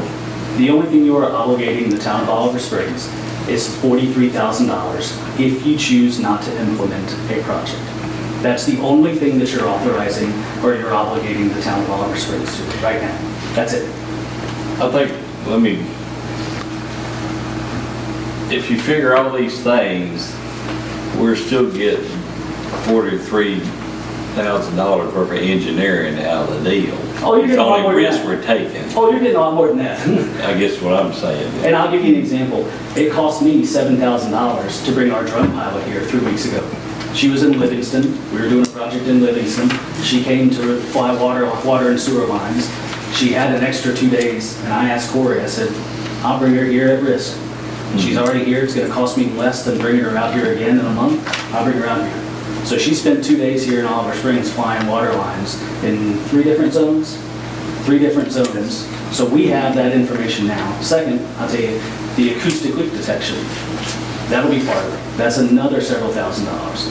If you want to talk about the consulting work that we're going to do to help pull the reports together, that's probably another $10,000 or $15,000. You're getting far more value. Which you would do That's for the included. 43. That's included in the full, yes, sir. As well as your engineering on all the projects. Right, I mean, I'm working around a lot of engineering. Mayor, could you chime in? I mean, we can always hold a position up and not hire somebody. Right, we have 7 openings. I'm good with it. Well, I mean, as far as- I mean, I kinda see the- I see the value. I appreciate it. I mean, I see the engineering part of it for sure, just whether we could afford to go forward, but we don't know till we have some kind of budget on it. We can't ask Corey to say how much it's gonna take to get the garage put back together. He'd have to still hire somebody to. So we put a number out, and I'll be honest, we put a fat number on it because we included 2 things on your report. There's, I think it's page 4. We put the new garage and the renovations to City Hall, and I think we put a budget number of $300,000 for both of those. I'll be honest, I think it's a fat number, but we had to include a little bit of contingency in there because one, we don't know what we're getting into behind walls or if we're doing other build, whatever we're doing, I'll save the scope items. We had to put some contingency in there, but we felt confident enough to give you that budget number of about $300,000 for those 2 items.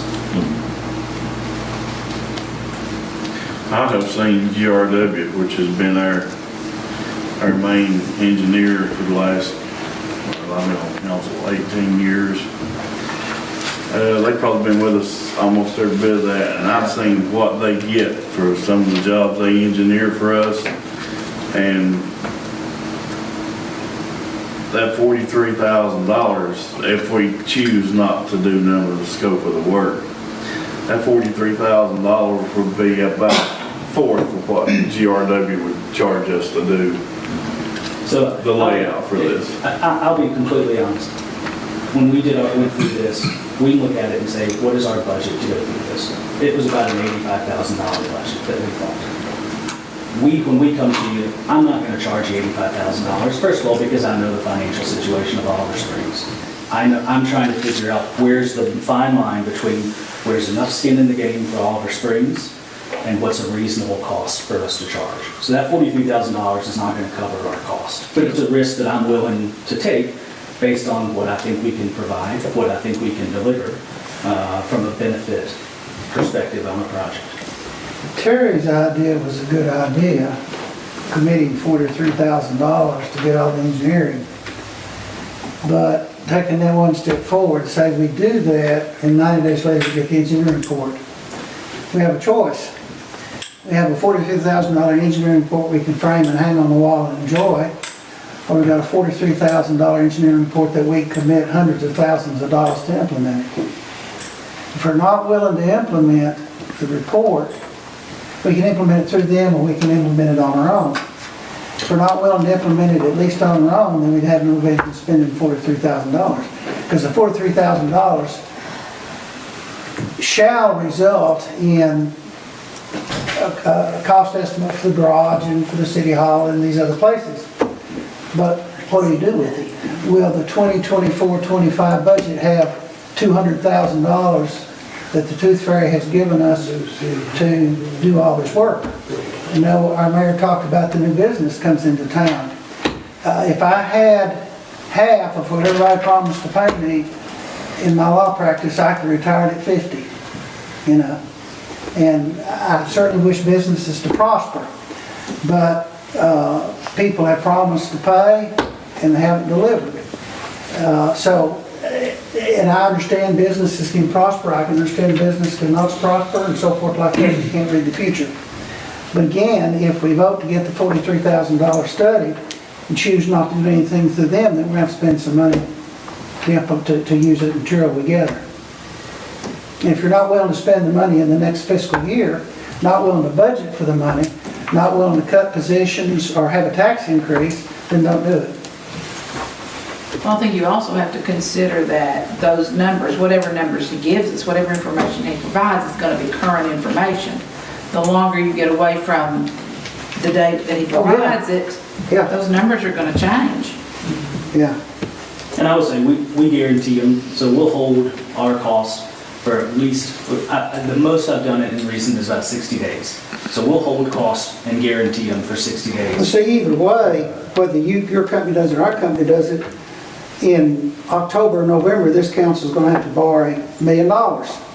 There's no reason, so I guess my question to you is, if you guys choose to pay us the $43,000, why do you have to implement any of the items? Because we spent $43,000 to have something hang on the wall. Why do we need them if we're not going to implement? Yeah, why do we But need you them? also I want you to look at the value of that $43,000, and that's what we talked about 3 weeks ago, is you get a value of not only identifying leaks, so short term, you get leak detection, and you get leak identification, so you're gonna have cost savings there that you can actually build in and try to implement internally. 2, you get cost and scope information that you can then go and take and bid out others. So if you wanna take our information, not do anything with it, and then go bid it out yourself. Yeah, but that's the point. Bidding it out, we're gonna have to vote to spend money.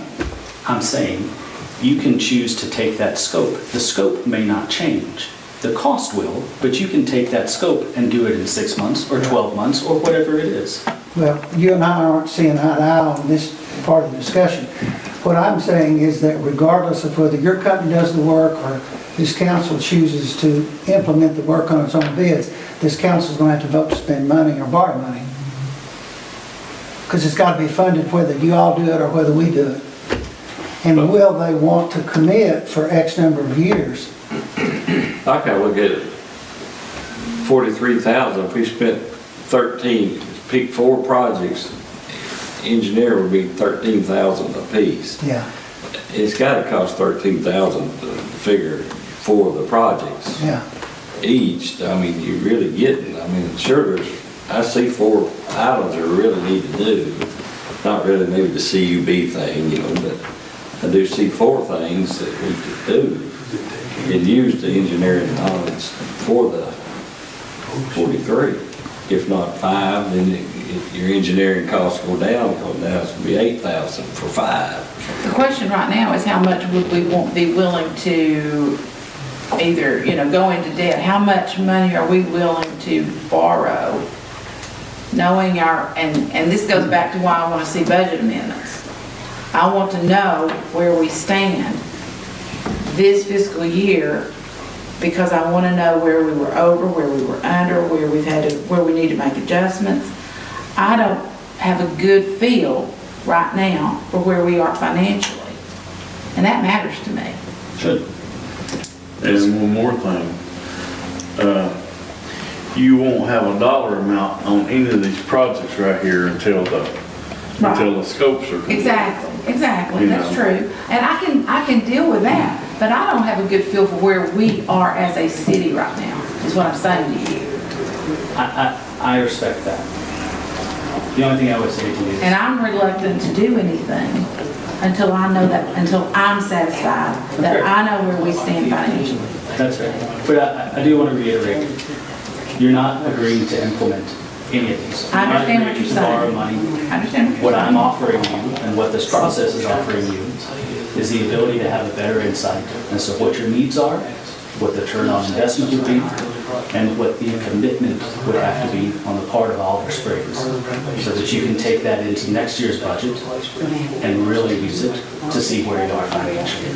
So if you had a true cost of each of these scope items and a true prioritization of each of these scope items, would that not be more helpful when you go into budget season or when you It look would at be budget? helpful, yes, it would be helpful to go into budget season if you had some current numbers Yes, it would.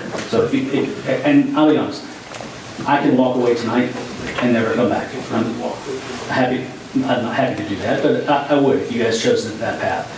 You can take this information. This report we did free. We didn't charge you guys a penny for this report. Well, frankly, I don't think it's your fault. Honestly, I feel like we need to have our ducks in a row. I think you've got your ducks in a row. I think our ducks are not in a row. That's what I would say. I think it's a fair assessment. But we're kind of back to what I asked Corey earlier, was, do we have money for 5 projects? Well, the new vehicle shed, you know, you're fixing to have to do that within about 30 to 60 days. So there's one item you're gonna have to do right there. So if you look at your water sewer fund, if you're 34,000 in the good right now for the year, you're gonna end up about 420,000 in the good. Is that putting the money back into the ARPA fund? So, you don't. So there you are. It's all a big circle right here. It's a big circle. And it works all together. So, yeah. So I think we'll be fine, yeah. Now, also, the 43,000, if you decide at the end of this, when he presents the plan back, if you decide not to do anything, this engineering plan can be paid for through that 2024 infrastructure planning grant where you've got $90,000 sitting there to do something with. So you're not really going to be out anything. You mentioned that in 60, 90 days we'd have to work on the garage anyway. Where we got the money to pay for the Well, garage? here's the point, you don't have the choice not to do that. I mean, it's a safety issue now. I would agree, but where are you proposing, or the mayor proposing, we get X dollars in the budget? So, I mean, you're 9 months into the fiscal year. Yeah. So, I mean, you've got money there, even if it goes into the next Yeah, I understand that. 2025 fiscal year. So, I mean, that's the whole idea of not doing projects right at the first of your year. You wait 8, 9 months a year and see if you've got the money to do stuff, and that's when you do it. Well, assuming that the next several months are like the past several months, on June 30th, how much surplus cash will we have in the general fund available for these projects? 50,000, 100,000, 200? You should be 500,000 to the good, so I mean, 7 months through the year, you've increased your cash position by 210,000. So as you're saying, So we, 5 more months, good months with new meters, yeah, you're gonna end up 420, 430,000. I'm talking about the general fund right now. General fund, you're locked into your property taxes. February is your big month. I've not looked at February's income, what we took in for property So taxes. you can't tell us, as of June 30th, an estimated budget surplus in terms of hard cash in the checking account to do these projects? No, you can't right now, you couldn't do that. No. You're 49,000 is good on the general fund right now, but you can't project that out. One way or You could another, probably we're get a gonna good have to number. eventually do this. Do This what? thing's gonna have to eventually be done. Yeah. So we might as well do it while we're getting a fairly decent deal on the engineering. And I think Corey just hit the nail on the head. $90,000 of the infrastructure grant can go cover the 43,000 If you decide not to do anything. if we decide not to do anything. So it's a wash. There's your money, council. There's your money. Say that again, $90,000. 2024 infrastructure planning grant that we just got the approval for last night, $133,000 for a feasibility study or planning. The agreement you signed with GRW was no more than $40,000. You're sitting there with $93,000. We've got to figure out something to do with that money or lose it. That money's unbudgeted, isn't it? Yes. So we'd have to have a budget amendment to show that revenue coming in and then being paid out. Well, yeah. Yeah, No, well, because it's not tax revenue of any nature, it's it's grant. grant money. And that we It's couldn't grant foresee money. last year making the budget. If we don't spend it, we're gonna lose. Yeah, Yeah. that's it. I mean, don't get me wrong, it'd be nice to spend 43,000 on something else, but, I mean, this adds value to the town with engineering costs. Well, we're not spending Olive Springs taxpayers' money, we're spending the federal government taxpayers' money. I feel better about federal money than our town money. That's the only, so if we're gonna use federal money and not town money, I'll make the motion to approve it. If it's gonna be used out of the town money, I will withdraw my And be paid out of what fund? See, you don't, we won't know that we're gonna have to pay that 43,000 just yet. Okay. So you can pay it out of that if you decide not to do the projects. What we No, I can think do, what he said. This is his exact words, and I did hear this right. If we give him the okay to go back and do it, we have to pay him, no matter what, $43,000. We've got the $90,000 now, so why can we not take that $43,000, earmark it to go to pay this? Not just pay it off like we've done before. as a point of parliamentary procedure, your motion could be motion to accept this contract that we've got a copy of in here. And at the delivery of the contract, if the town decides to accept whatever projects that they recommend that we do at their given price through their contracts and so forth, and the town agrees to borrow the money, then we don't owe them any money. But if the town doesn't accept the these additional contracts, or if we accept a portion of them where they reduce the 43,000, then the $43,000 or any amount of the $43,000 will be paid out of this federal grant. Correct. Yes. Yeah. Correct. Now, if I can remember that to get it in. We got it on video. I think it's just equal. 2 hours. So there's your motion. I'll second. Who seconded it, Hall? Yeah. Okay. We're getting close to the S-card finale. It's still rolling right now. Got a motion, we got a second. Any further discussion? Roll call, Joe. Robert Miller. Yes. Jeff Bass. Yes. Kenny Brown. Yes. Teresa Van Hunt. Yes. Terry Holland. Yes. Becky Devane. Yes. Resolution 2024-03-07A in support of road improvement project on State Highway 62. Do y'all? I'll make a motion. Make a motion. Do we have a second? Second. Second. Any further discussion? That's Roll call. Highway 62. Yes, Highway 62. Yep. Roll call, Joe. Robert Miller. Yes, sir. Jeff Bass. Yes. Kenny Brown. Yes. Teresa Van Hunt. Yes. Terry Holland. Yes. Becky Devane. Yes. Item C, Resolution 2024-03-07B, resolution in support of development of United States Bicycle Route 80, USB R80, through the town of Oliver Springs using Tri-County Boulevard. I personally think this is a great idea. If somebody make a motion. I'll make a motion. Motion second. Second. Any discussion? Question. Yep. That bike lane's gonna be 3 foot wide, correct? Or 5 foot wide? 3. 3. So it's gonna take our emergency lane, so to speak, that we've got down the side of the shoulder of the road for a right of way. Correct? It would be along the road, yes. I mean, But it's not gonna take away from it. If we got to use it, we can still use it. It's just a bicycle, it's just a route that's gonna paint. Yeah. But bicycles will have a route to know where to be, not to be in our road, but to be on the side of the road, which is safer than trying to ride down Tri-County Boulevard on a bicycle. At say 6 o'clock in the afternoon, or 5:30 in the afternoon. Is it gonna be both lanes? There'll be a lane on the east side and on the west side. Yeah. Both lanes coming down here to the red light? No, they're going all the way. Oh, Iron Highway? It's actually coming down Highway 62 in Corporate. It's a designated route stretching from Memphis all the way to North Carolina. They're coming on that highway? Yeah. Gee, I would drive it. I wouldn't walk that road. We just like going down 95. Yeah, just give them the ability to be safer on our roads. right, that's it, literally. So I make the motion. Any further discussion? Do we have to furnish all the signage and everything that has to go up? No, you don't have to do anything. This is just support of that route.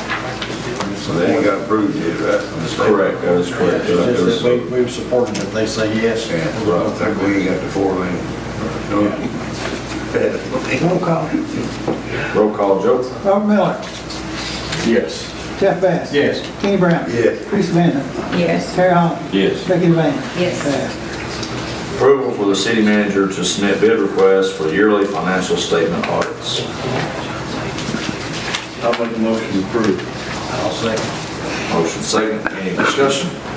Are these the people that you're gonna send the bids out to, Corey? Yes. The 10? Yes.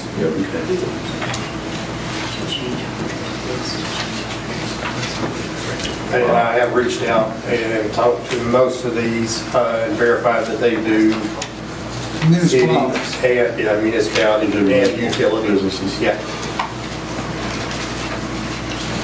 Roll call, Joe? Robert Miller. Yes. Jeff Bass. Yes. Kenny Brown. Yes. Lisa Van Hook. Yes. Terry Holland. Yes. Becky Devane. Yes. Passed. Item E, Resolution 2024-03-07C, resolution declaring the surplus of the town of Oliver Springs equipment and seized vehicles for sale. Question on A. Didn't we just buy that truck 3 years ago? 3 years ago? You have spent, Yes, we just bought that truck 3 years ago. It's not saying on the It's a road. single axle dump truck. Oh, And here you are, got a snowplow, and it's also got a soft spring running. That truck is a disaster. bought it 6 years ago, it was before I came back. It was, you spent close to $30,000 on this dump truck, and Are we gonna be able to get that out and get it? no, this thing, it will start, it will drive like 7 miles an hour, 8 miles an hour, is that right? Yeah. It has set at Mike Napier, is it Mike Napier? I don't know, Napier's transmission for 27, 28 months. I don't know, it just got delivered back to us. I mean, It's a wide help for that. it is. Run good when we Well, got it. it ran good when we got it, and then it got torpedoed. That's my word for the night, torpedoed. Ask Corey, text message after text message, it got torpedoed. We drove to Florida to get it. No, Memphis. It come out of a T-Dot auction. is what it come out of. Yeah. The 3 mowers, none of them worth saving. You know, we always need one for the cemetery, one for the park or something. we bought two new, actually, we've got 3 new mowers, so we're just getting rid of the old ones while you can still get value out of them. Yeah. Well, We won't need them though. And we got the mayor's mower if you need it. And we took the mowers that the street department was using, took them to the sewer plant, to the water plant. That's These right. mowers that are on here were the ones that we had at the water plant, sewer plant. No, we just want to make sure we don't. Get rid of them, then we turn around and What need. about the mower that the park guy had? I still got it. You still got it? That stays for the park. Yep. Okay. When you buy the second more out of? Yeah, I gotta get a picture. Make a motion, we sell that. the first one was State Street, You know that can come off the highway. Yeah, that's down the 4 lane. So you've got a mower at the park, and you've got that second mower you bought out of general fund, third one out through State Street. Which one will use on cemetery? There's actually a smaller John Deere over that was bought for the wastewater plant. What's this 46-inch Husky that's only 4-year-old with 194 hours on it? Yeah, would you? Is that yours, Mayor? No, No. no. This is stuff we're just, it's sat there not been used for years that we're getting rid of. 194 hours, ain't no hours on it. On a commercial mower. All right, so we got a motion, do we have a second? Who made the motion? Mr. Bass made the motion, do we have a second? I'll second. Second. Any further discussion? Roll call, Joe. Robert Miller. Yes. Jeff Bass. Yes. Kenny Brown. Yes. Lisa Van Hook. Yes. Terry Holland. Yes. Becky Devane. Yes. Passed. All right, last item real quick, Arrowhead Park Field Use and Policy and Fees. Real quick, you have the 1970 and 1998 TVA grant of easements. Look through those.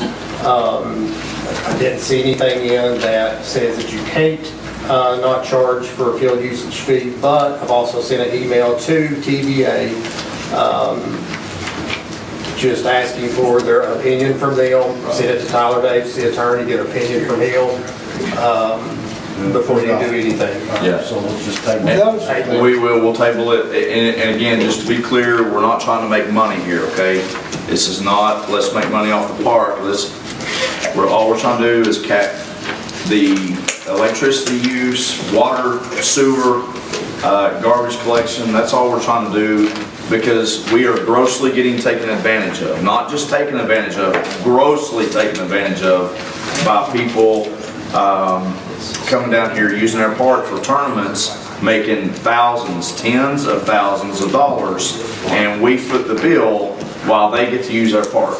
Lock up the bathrooms, lock up the concession. I mean, technically we could. We can lock them up. Right. Well, the mayor is correct in that the deeds don't say you can't charge admission to the park or to the fields, but it incorporates the several provisions of the Code of Federal Regulations and the United States Code section passed by Congress, and I have no idea what those say. But if it's there, it would be in those regulations. It says you can't discriminate based on race, creed, color, sex, or whatever. So conceivably, you could have some folks that cannot pay the admission fee and so therefore could not get in or play, and some folks that could. And in this day and age, that could be considered discrimination. Having said that, you'd have to research it and find it, because I haven't researched it. Now, we're not talking about admission like gate fee, we're just talking about people who want to use the fields, booking tournaments and charging teams hundreds of dollars to enter this tournament, and they're using our facilities free of charge so they can make tens of thousands of dollars. Like I have no problem with you wanting to make thousands of dollars. I have no problem with that. But when you're using our water, our sewer, our facilities, our electricity, and we time and time and time again are just getting pillaged, it's time that we take a stand and be like, you know what, it's not unreasonable to charge you $250 to use the park to cover those costs. Who is in charge of renting out the park? Right now it'd be Rusty. Until we get a new park director, assuming we don't torpedo that position. Rusty and Wendy. Rusty and Wendy. All in favor of adjournment, say aye. Aye. Call the Town of Oliver Springs Water Board meeting March 7th to order. Roll call, Joe. Roll call, Joe. Robert Miller. Here. Jeff Bass. Here. Kenny Brown. Here. Teresa Van Hook. Here. Terry Holland. Here. Becky Devane. Here. Yeah. Hey, It took a minute for Terry. 6 people here present. Good. I gotta leave. Can we have the approval of minutes from February 1st? Do we have a motion? I'll make a motion. Motion, do we have a second? Second. Who seconded it? Mr. Brown, Okay. any discussion? And while you all think about that for a second, I have been learning, and I have learned the value of having good minutes written and being able to go back and look through the minutes and research items. On point, Joe, thank you. So, yeah. That's the purpose is number one, to be thorough, Yes. because there are instances of litigation where the minutes become a technical record for the next court up. That is correct. And then the second thing is, of course, keep the records of the business, but the second thing is the historical. That is correct. Because I saw the minutes with historical, Yeah. that's probably not necessarily technically minutes, Yeah. but, Steiner Roberts over history, and, he used probably some of the minutes to help write his history of the town. I did have one question, Corey, that I wanted you to verify. That's next to the last paragraph on the first page of the minutes. It's fiscal year 2022 water system improvement project. Is that correct? Yes, that is That's correct. correct? Okay. That was the only question I had.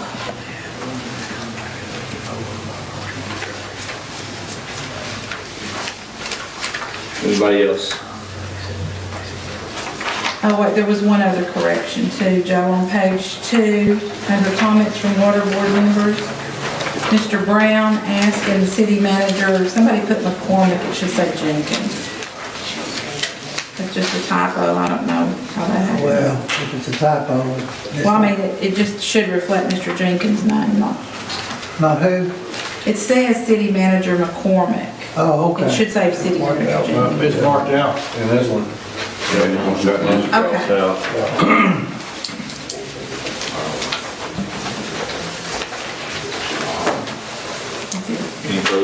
Any further discussion? Roll call, Joe? Bob Miller, Yes. Jeff Bass, Yes. Kenny Brown, Yes. Lisa Vanderman, Yes. Terry Hall, Yes. Becky Devane. Yes. Passed. Motion passes. Comments from water board customers? If so, come forward, state your name. Okay. Mayoral update, mayor's update. Water loss 57% Holden. So that brings, since Corey has taken over as city manager and implemented what we tried to do previous to him being city manager, we've gone from 78 to 57. So continuing in the right direction. Water meters full tilt. Should hopefully be done by the end of this month, or middle of next month, the latest. So that's going well. Started collecting, how much? About $150,000 outstanding? 120,000? What was it? Disconnect list printed out on Yes. Tuesday, Yeah. $128,000. So we're Uncollected debt. aggressively going after that right now. So just forewarning you guys, if y'all start getting phone calls, that's the reason why. $128,000, 44 pages worth of folks on outstanding. So just FYI. How are they collecting it? To a collection agency or in-house? Right now we're in-house. The ladies up front, I was here for about an hour and a half yesterday. They were just one call after another. And I think we collected close to $8,000 yesterday. Yeah. So it was a good start to getting that done. Last thing I want to bring to the table is, and Corey may piggyback off this, we were awarded a grant for some infrastructure. However, the grant did not cover one of our most pressing needs, and that's a camera trailer for our sewer, our I&I department. And so we need, in the coming weeks and months, and maybe the next budget cycle, take a very hard look at getting a new camera trailer. And if there are more grants, we'll continue to explore that avenue as well. But we're going to have to make a tough What you're decision. saying is we were awarded the grant, but we didn't accept it. No, we were awarded a grant. It covered everything but that. Okay.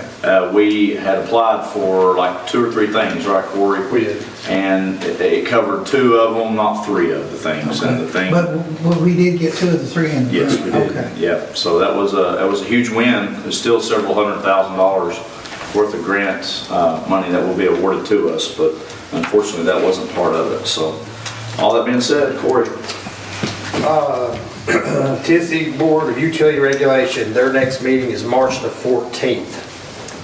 I submitted the latest update on March the 4th to them. One very critical item.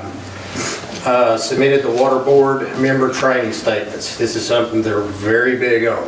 And that is the, well, just look at the handout that I gave you, so we'll go and get into it. Be the one that was on your table when you got it.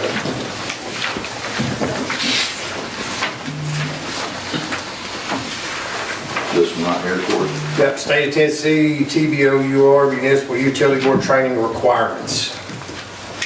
All local government board members supervise, control, and operate public natural gas, public water, public sewer system, including but not limited to those systems using a separate utility board pursuant to any public-private act must meet the training requirements. So you are required to have 12 hours within your first year. Councilwoman Devaney will have to have 12 by March of next year. The rest of you have to have 12 hours every 3 years. So the sheet that I turned in, there were no changes to that. Second page that you have is a list of TAUD classes. These are all online classes. We are a TAUD member, so that cost would be $30, and this cost would be reimbursable from the city. So the easiest thing would be to sign up, take those classes, pay for them, bring the receipt in that you've completed it, and you'll be reimbursed for that cost.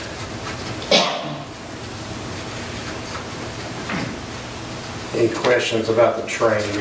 Is that, I tried to take that training back last year, and once I trained, it wouldn't give me a complete form. Yeah, so you can only take the comptroller's training one time. One time. Yeah, And this other training and stuff, do we go online and? it is through TAUD, and the link should be on.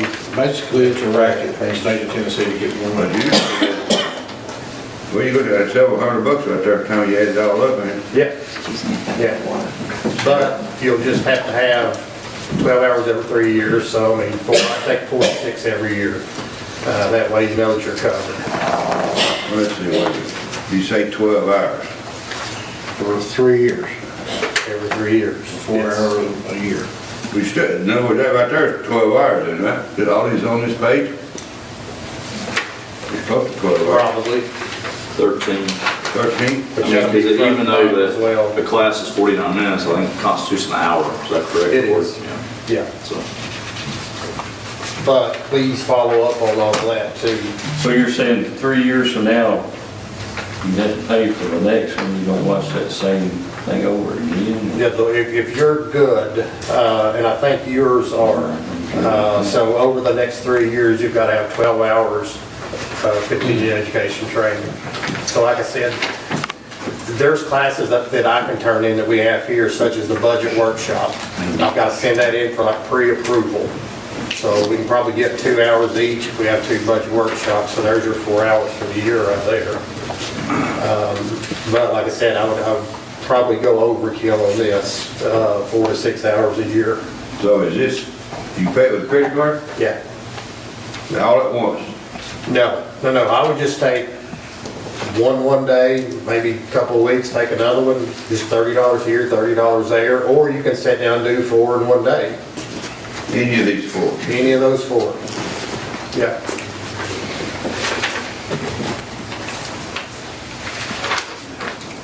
But that's something, they're really stringent on this. Your packet, historical water loss data, that attachment, that'd be your 11 to 17 sheet. Go to the bottom, well, about halfway down, the red line, March of 2023, water loss is 77%. And as you can see, over the next 9 months, 67, 65, we've got it down to 58 right now. February's numbers, the sales are down just a little bit, but you're still trending toward 57, 58% for February of 2024. So that just gives you kind of historical, where you've been, where you are now. Looking back 2021, January, March, you were almost 85%.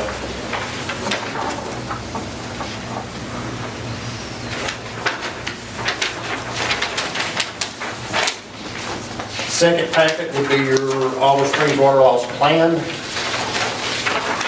Now this plan is the exact one that we submitted to the comptroller back in May, except with updated numbers in this. So page 2, just your executive summary, that tells a little bit about the history of the water loss issue here. Distribution system overview, you currently have 2,215 water connections, serving over 5,302 people. Your distribution system consists of over 66 miles of galvanized, cast iron, ductile iron, asbestos, cement, PVC main lines, ranging in size from 2-inch to 12-inch.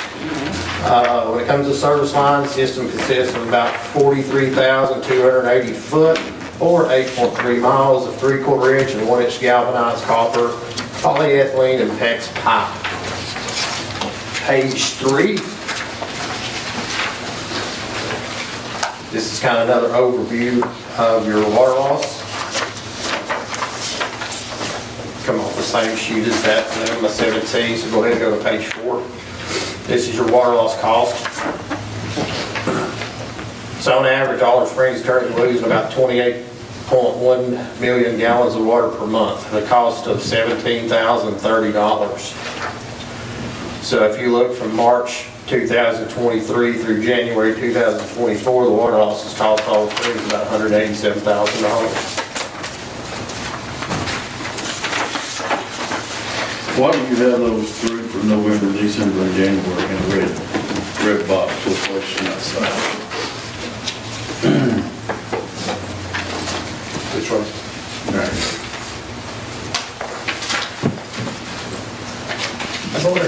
That's my copy.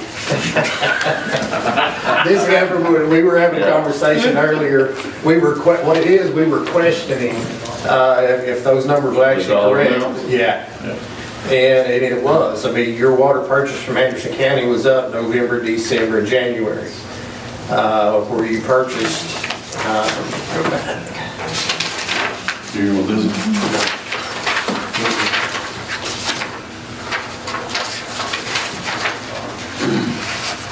So November, well, go back to October. You purchased 3.7 million from Anderson County. November, 7.7, December, 7 million, January, 8.3, February, you purchased 3.4. So those numbers are back down.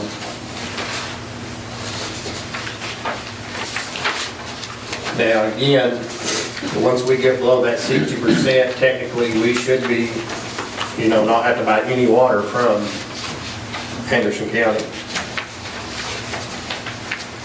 Page 5. This is your identification of where you could be losing water. Your finished waters at the finished water meter at the water plant. Meters need to be calibrated yearly. Obviously your main line leakage. Conduct visual inspection of all water mains and distribution system.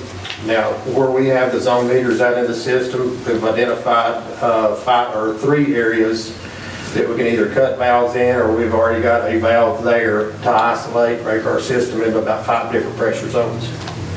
So that's kind of the next step in our process. Number 3 is service line leakage. Had a contractor working out on Sleepy Hollow Road. He's replaced, I think, 23 service lines from the main to the meter. And on through here, we'll look at another sheet that tells about the projects going on in the future. Number 4, customer meter usage and leakage. Make sure to, and this has to do with billing days, make sure to begin your monthly meter readings on the same day each month. Your goal would be to have 29, 30, or 31 billing days in each billing cycle. After those readings are downloaded, we should produce 3 recheck lists.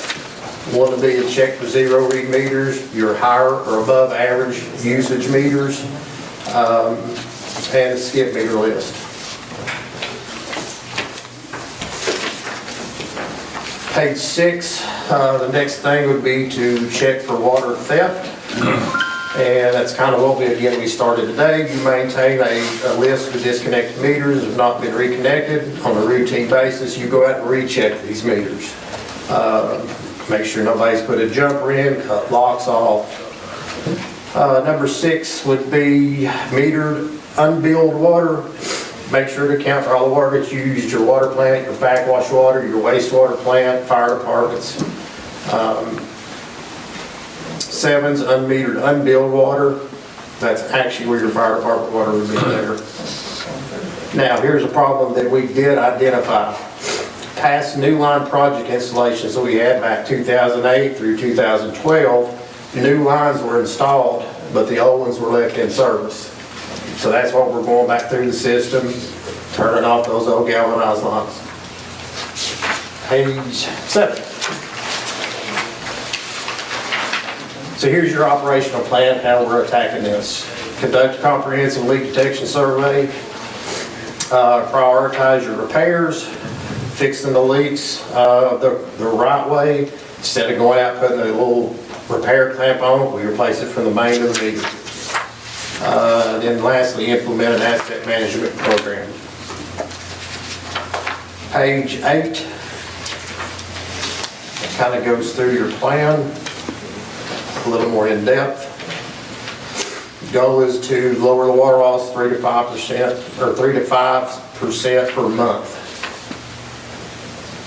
And the goal initially was to have that water loss below 60% by the end of the year. Well, we got it below 60% in January.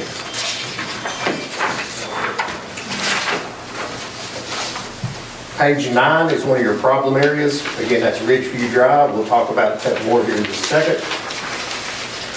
Page 10 is your cost savings. So if you want to go ahead and go back to the back page. So for every 1% that you drop your water loss, that is about $195. So every 5% is $975. For every 10% you drop your water, that's $1,950. Every 20%, you're $3,900, and that is per month.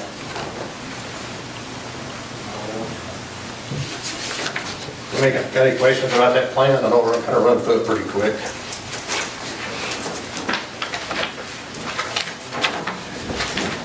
And then lastly, I have one question. Go ahead. What is the estimated life of a new replacement line? If you put something brand new in the ground? I believe they're 30 years. Brian, you might be able to help on that. That's pretty close. About 30-year life cycle.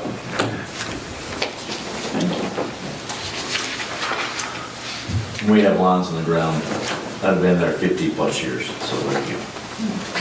Last thing would be, here's your accomplishments over the past 9 months. So again, this is a list that was turned into the accomplishment. First of all, water loss has dropped again from 77% down to 58%. 19% drop in water loss equals to about $45,000 in cost savings per year. Fixed 83 service line leaks, 22 main line leaks. You replaced over 39 service line connections from the main line to the meter. Main line pipe that you've replaced, 80 foot of 10-inch cast iron, 60 foot of 8-inch cast iron, 60 foot of 6-inch asbestos cement, 120 foot of 6-inch PVC slip joint, 40 foot of 6-inch cast iron, 260 foot of 2-inch galvanized. You removed 3 sections of 2-inch galvanized pipe from service, totaling over 800 foot. Now, here's your 2024-2025 mainline replacement projects. West Tri-County Boulevard, 1,800 foot of 6-inch, Windrock Road, 300 foot of 8-inch PVC, Green Street, 400 foot of 8-inch PVC, Ridgeview Drive, 880 foot of 6-inch PVC, East Tri-County Boulevard behind the shopping center, 1,200 foot of 6-inch PVC, and Rome Street, 1,000 foot of 6-inch PVC. 2024 service line replacement projects. We'll do the opposite side of the road, Sleepy Hollow. That'll be 31 more service lines replaced. Midway Road will be 23. Sycamore Lane, 17 service lines, and Oak Circle, 18 service lines. Page 2. Residential meter replacement project ongoing. Installation began January of 2024. Estimated completion date June of 2024. That is installing 2,200 meters with the AMI technology with 5 collection sites. Your zone meters, you currently have 7 zone meters and online monitoring. System is currently looped with the ability to create 5 pressure zones. You've completed a hydraulic model of the whole distribution system this year. You actually now have an approved set of standard specifications. Your emergency plan has been updated, drought management plan updated, source water protection plan updated. You have water plant distribution system SOPs, and we're working with Performance Services Incorporated on leak detection, drone thermal imaging, water line replacement, clean energy projects, office security upgrades, utility shop, building and equipment storage, and sedimentation or tube cellars at the water plant. You're also working with Water Finance Exchange about water line replacement projects using the pipe bursting method. Page 3. You're also doing a rate study provided by Jackson Thornton Utility Consultants. That began in August. Estimated completion date is March of 2024. You're having a feasibility study completed by GRW. Began in December of 2023. Estimated completion date of May 2024. You have instituted a monthly meter disconnect program. Your average utility bill collection is went from 79% up to 95%. So since July of 2023, you've billed $738,920.63 in water sales. You've collected $702,164.40. You've identified and fixed over 20 accounts that were not being billed. You've streamlined your meter reading process. And finally, your financial stability. You've increased your cash position over $210,000. And for FY 23-24 through January 31st, you're currently sitting at $235,464.72 revenues over expenses. Any questions about that?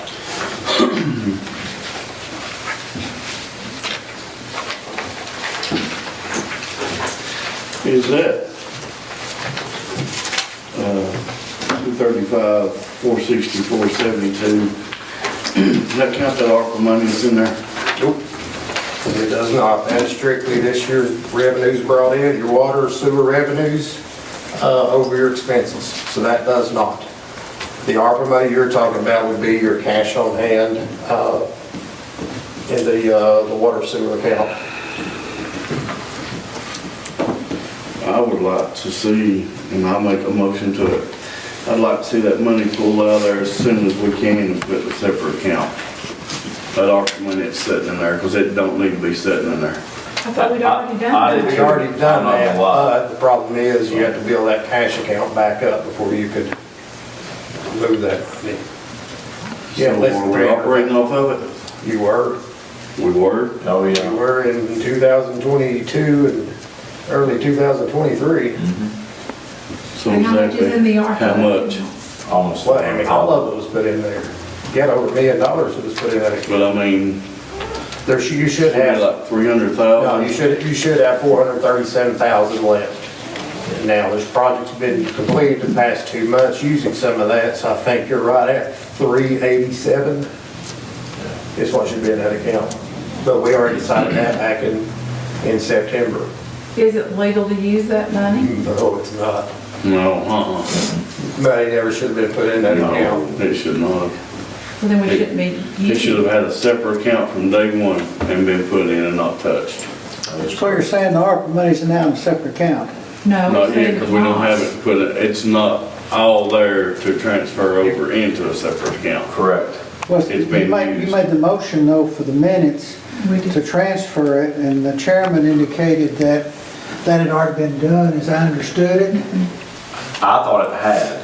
Okay. So your account's created, but you had to build your balance back up before Right. you could even take the money out, or you don't have anything to operate off of. Yeah, that was a big thing we talked about back in probably May. So the money's still in the account? Yes. Yeah, it is now. But not all. Not in an ARPA account, it's in the water budget account. The general or the enterprise fund. But we don't, you're saying we don't have the adequate funds to transfer it into a separate You're ARPA getting account. close. Correct. You're getting close. Yeah. So how much do we have, like as of the 29th, February 29th? Do you have any idea? Do you have that? As of January 31st, you got about 946,000, Yeah. but you had to pay 500,000 of that in projects. Correct. You're probably sitting about 500,000 right now. Yeah. And if we pulled that 493 out, we'd have $7,000 left. Right. We need to What's get the this. total amount of ARPA money we have to have segregated? It's probably 387,000. Yeah. It's close. 400,000. Okay. So. Yeah. And how much we got in the bank now? It's probably close to 500,000. As of January 31st, you had 946,000. Well, what I'm thinking of is we could transfer a certain percentage of that money out of the enterprise fund and set it up in a separate ARPA bank account. And then either Mr. Miller's motion, there's no second, so he could withdraw it, but he could make the motion to transfer a certain amount of that money out of the enterprise account into a earmarked ARPA fund and either transfer $50,000 a month or something like that, or review it. Have the motion say we will give a report every water board meeting with the idea of making another motion to transfer so much money to get the ARPA account restored.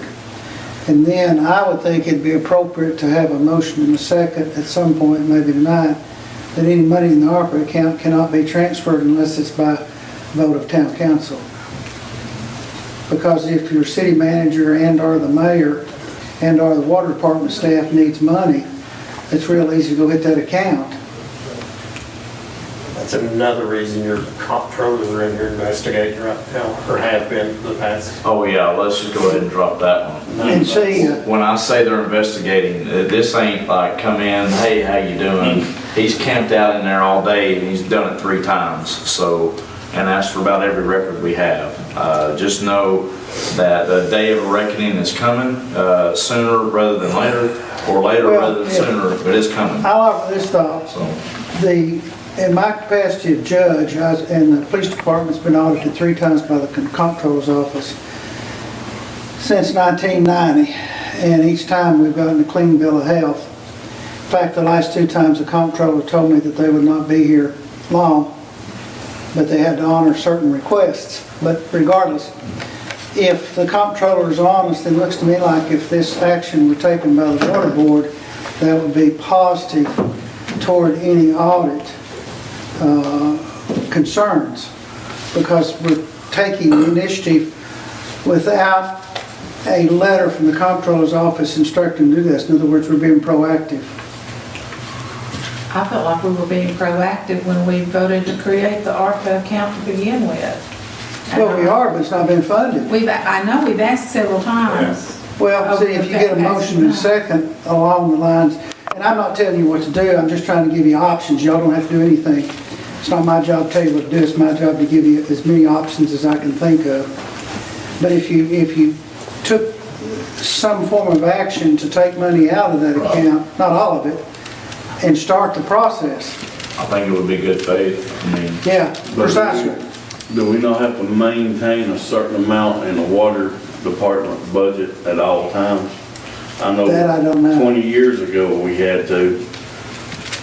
That I don't know. We don't have the statements for this month yet. No, we'll do that next. Yeah. So we don't have the numbers to look at. Right now, Corey, you're saying there's about 400,000 in the water We're department? probably close to 5. Well, it looks to me like you can take 150 or 200 of that 500,000 and put it in an ARPA account tonight, or tomorrow. Now, Depends on what we got out, right? yeah, now having said that, that's subject to, this is nothing but cash flow management. And see, I'm not close enough to the water department to know what their cash flow might be. But we don't want to hamstring them. But at the same time, what happens if the comptroller's office says within 30 days we've got to pay $400,000 back into an ARPA account, we don't have $400,000 in the bank? We've had that conversation probably in April, May last year. So, I mean, we're fine with the comptrollers. They're well aware of all of this. Yeah. And they're well aware of what we're doing, trying to build the cash account back up. Well, do you have a recommendation in your capacity as city manager and water board head honcho as to how much could be transferred tonight? That would leave you. I would transfer it all at one time when we get it, just from the county standpoint, instead of trying to do 50 here, 50 there. And you're gonna be close, you're getting close to doing that. But they're well aware of what's going on. What I think of is by not taking action by the water board, you're leaving it open and hanging, where there'll be a lot of other things happen between now and the next several months, and this will be on the back burner. This won't be on the back burner, I can assure you that. But looking at our statements, it looks like we have more funds than we actually have. Yeah, Well, yeah, that's been the whole thing all along, yeah. Looking at our statement. 400,000, yeah. Yeah, absolutely. That's what I've been preaching to do and doing for the past To 8 transfer months. the money into a separate account, but I'll withdraw it because we don't have it to do with.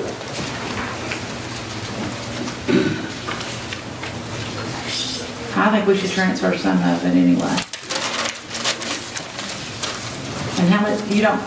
Not right off, I don't, I've not even looked at the bank statements for this month, but you're somewhere around 500,000. Well, then I make the motion that we transfer 200,000 into an ARPA account, because that's not gonna hamstring us. It shouldn't. But we don't know what project, is out, like the Sleepy Hollow project and all that, that's being worked right now. It's easy for me to sit here and say, I'll take care of everything, I can handle it, but listen, I wouldn't make any type of motion or anything right now. Well, it makes me uncomfortable. I've been uncomfortable for the past 9 months. It was really.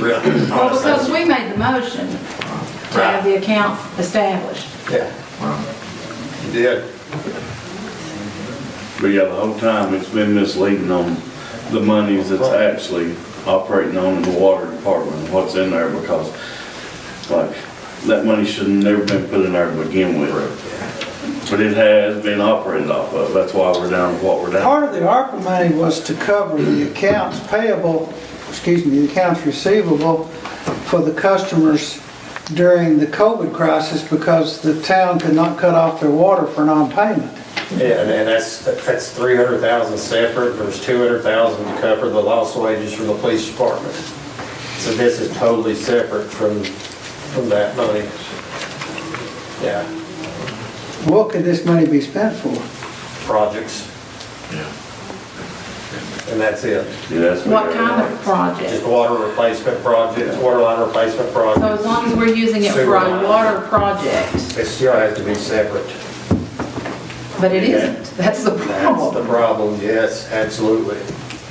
Do we have any water line projects pending that could be paid out of the ARPA money? Yeah. I've got Right behind. 7 or 8, 9 projects. That are bid though already where we owe money. No, they're not bid, they're engineered. Okay. Yeah, ready for bid. right behind Beach Park. Yeah. That's a big one. Yeah. How hard is it for us to come up with an accounting of the total amount of ARPA money that should be segregated? I've got it in an email, Okay. got it on a spreadsheet. Can you go and get that and pull that number for us? It'll take me a little bit to do it. I was thinking about a motion second to instruct the city manager to provide the exact amount of ARPA money that would have to be transferred out of the enterprise fund, and then offer an estimated projection as to how many weeks or months it would take to transfer all that money into the separate ARPA account. I think it's important that maybe town council go on record, water board go on record with a paper trail that we're trying to take action that won't jeopardize our cash flow, but in the long run will solve the problem. See, we did this exact thing 6 months ago. I don't require it being done 6 by months. motion and second. Right. And if the auditors are not happy campers, we'll, it's called the attention of management, the water board, you get the motion in a second in the minutes, then that is what the mayor termed good faith. That doesn't hold you to it, but yet it gives a projection. You transfer $50,000 a month for 4 months, you get $200,000.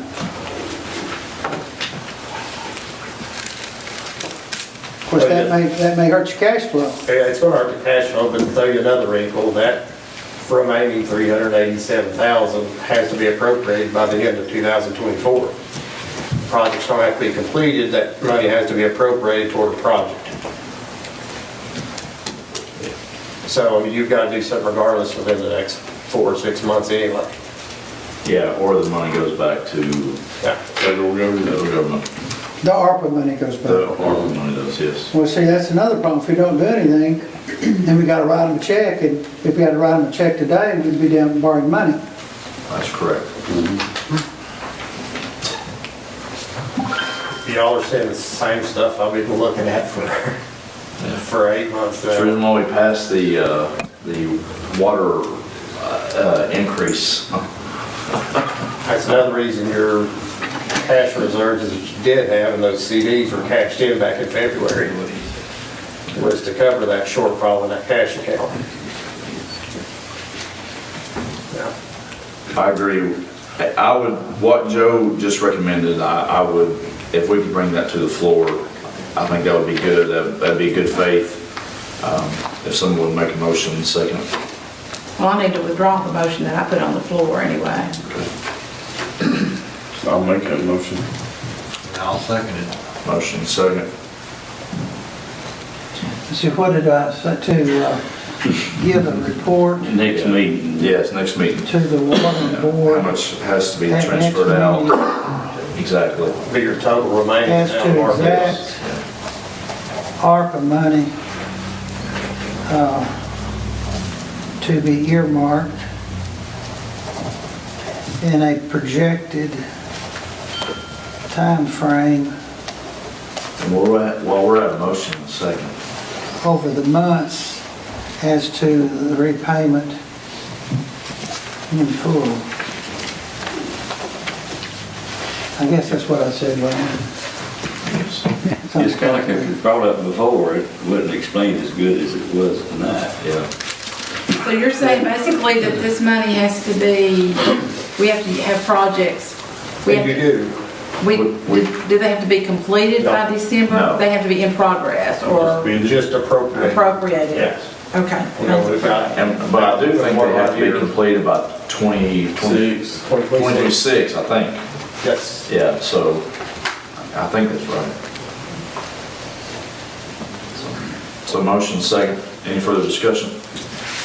Roll call, Joe. Robert Miller, Yes, sir. Jeff Bass, Yes. Kenny Brown, Yes. Teresa Van Hook, Yes. Terry Holland, Yes. Becky Delaney. Yes. Passed. Mr. Miller, any comments this time? Mr. Bass? None at this time. Mr. Brown? I've got some questions, Troy, I want you, Corey, to answer for me. Yeah. When we buy water, periodic times, how do we know we're getting the amount of water they say? What are we buying, 1,000 gallons, 100 gallons? Everything's metered. It's So- metered to who? Them or us? The water It's a plant. separate meter at the water plant. So we've got a valve box, it's got the valves, Yeah. electric actuator we control from the water plant. Yeah. There's a water meter also on the back side of that valve that's actually changed. It's been changed each year that I've been here, so that's an accurate meter. So I know that that's been changed twice. We know that we're getting the exact amount. In other words, like we're pumping gas, we know we're gonna fill our car up. As accurate as can be through that meter, yeah. Okay, now where does this water go? Just like the same route as the water goes from the water plant. So actually, the water plant's right here, the valve from Anderson County's in the yard. Yeah. So when we pump the water out of the clear well, goes at about 50 foot to the main line, that valve's sitting right there at it. So I mean, you're talking about stuff within a little 100-foot footprint. Now, you know, is it, our water that low, do we have to buy water? Yeah. That, in other words, So your water, you're rated at 700 gallons a minute. So Right. that plant's only supposed to run 700 gallons a minute. Right. We run that water plant about 810 gallons a minute. State's well aware of this. They know that I would rather explain running that plant higher than it's rated versus an empty tank. okay, so I'm back in the summer, we really was low then, right? Yeah. And we're buying water. It's harder to keep up in the summer. Is there any- Demand's up. Down the road, that's gonna hurt expansion, won't it? If we can't supply water to build, or to our people who wanna build houses, Yeah. and Now, people up in Windrock wanna build motels and stuff, we can't supply them with water as it stands right now without buying it. Yeah. Now, and that goes back to your water loss. The lower we get that water loss, it took it from 78 or 77 to 58. New meter project should take it down another 9 to 13%, so you're gonna be below 40. Yeah. You'll be in the 40s here within 3 to 4 months. That water plant should only run based off of your sales about 9 to 10 hours a day. Right now, you're running 24 hours a day, 7 days a week. So that tells you you've got a lot of leaks out in your system. Yeah. You just can't keep up. Okay, so after that, our supply then is, if we was to have a fire, forest fire, we'd be in trouble. So when we have a house fire or they open a fire hydrant, I mean, you can actually see a tank drop on the telemetry. Okay, so in other words, the tank goes, what, you say Richards Drive? It does, it goes to Richards. Richards, your only tank that feeds all of town. Then you have your Cove tank, 100,000 gallon tank that feeds like the Cove area. That's the Richards up above Little League churches, right? Yeah. How do we know we're losing a lot of water when we get it to us to go to that tank? We don't know that? Well, I mean, that's the whole thing, your water loss. I mean, you're losing it between the water plant and that tank. Now, we have your telemetry, I can tell you what's in that tank, even when 1/10 of a foot drops out of that. Yeah. So that's monitored closely at the water plant, I've got it on my phone. So, I mean, that's closely watched. So, does that water then coming from Clinton, is it treated the same water as our water treated? No? No, it's not. It's not. So, the water you buy from Anderson County actually has fluoride in it. Correct. And So, We don't put fluoride. you don't put fluoride in your water, that was voted on 10, 12 years ago. About 10 years ago. So you buy water from Anderson County, it's got fluoride in it. The other difference is that surface water you buy from Anderson County, where our water is from a spring, but it's under the influence of surface water. So that goes back to the cleanliness of the water. The water out of your spring, most of the time is less than a half a part turbidity. Where your surface water, I mean, back when I was at Cumberland, the average surface water turbidity out of that Emory River was about 15. So we are kind of in line with something from Cumberland, right? To get a water line drawn through Morgan County, is that correct? Yes, that connection will be made through one of their projects coming down Highway 62. In the next At no year, cost to us, next couple of years, you know? probably within a year. Within a year. Yeah, That was part of their ARPA money, wasn't it? it was. And so we'll be cutting Anderson County out, so to speak, to get this water, or would it go in that tank and? Contract you're gonna sign with Cumberland, right now you buy water for $1.50 from Anderson County. That contract with them will probably be somewhere between $1.30 and $1.35 per 1,000 gallons. But it don't go to our treatment plant, then, right? It goes right in that tank? If you buy from Cumberland, that would be coming down 62 gravity fed from Coalfield tank, and it goes straight into your Richards tank. Yeah. So actually, the problem that you have out in the town right now is low volume, low pressure. So pressure coming off a big mountain, I mean, you're looking, they'll have to install a pressure reducer. If not, you would have over 200, 250 PSI down here in town. That'd definitely blow out all your lines in your system. Okay, that fuel for thought down the road. I just always wondered, we buy water and we know we're getting the amount of water we're buying. Yeah. And where does it go? But is there reason for us to, have to buy more? And something down the road make us buy more other than these water leaks? The growth's always possible. Right. That's always The possible. growth would really, if we was to get as much of houses, supposed to be going up out there around the old boys school, I think about that property, and they want to put several houses in there and some other things too. Now, here's a problem that we gotta keep in mind. With that water loss, it's still at 58%. You'll never get approval to expand that water plant or add another tank in your system till you get that water loss around 30, 35%. They'll never approve expansion with the water loss high. So that's the goal we're working toward now, obviously, is getting that down as low as we can. But you look back at your sales, I mean, we should be selling about 11 to 12 million gallons a month to the customer. That plant should just run 9 to 10, 11 hours at the most. So I mean, there's still a lot of work we can do to help with that growth number, fixing the leaks, getting that water loss down. Okay, thank you, that's all I have. Yes, sir. Ms. Van Hook, Nothing. Mr. Hall. What percentage of meters we have in now? As of yesterday, it was like 1,000, wasn't it? Done? Close to it? You're right at 100 or 800 meters installed. run into an issue. The original contract called for 2,200 3/4-inch meters. Well, they're finding half-inch meters in the system. Well, the original contract, the number they had of smaller meters, they were told was only 20. That number's over 900 now. So they've had to go back and do 2 change orders. Now, luckily, Camstruck has half-inch meters in stock, and we're supposed to have 1,000 half-inch meters coming in March 26th. Again, I mean, that, some of it could have been taken care of with a little bit more planning should have been done. And how close are we to reading them remote, I guess from the... So that'll be the last thing. We've made the connection with local government, who is our billing software, and in Camstruck, this meter supplier. They're working on doing a batch insertion where they take all the meters that's been put in, put that into local government. Now, when they put those meters in, they'll be set up as AMR. It's like we're set up right now. You take a tablet out and you read those meters as you drive by. They've got to install 5 of the collector sites. So that should be completed mid-May. And the 5 sites we're using will be Oak Ridge's water tank on West Outer, the antenna right here above Richard's tank, cell tower on Old Herman Highway, your Cove tank, and top of Windrock Mountain. And that's going to read about 95% of your meters.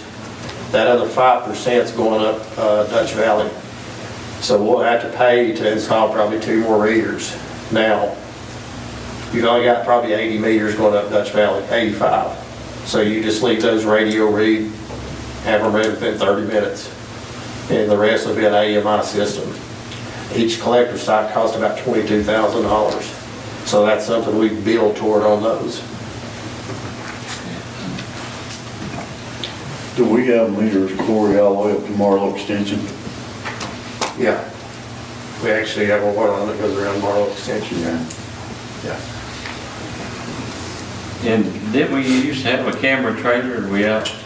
We do have a camera trailer. I think thing's 15, 16 years old. And but you've not had to work with camera trailer in 3 years? Yeah. 4 years. And that's one thing the state requires is you could camera percentage of your lines each year. Yeah, but I think they still dropping it out of the camera out of the trailer, even they had the trailers. Yeah. That's it.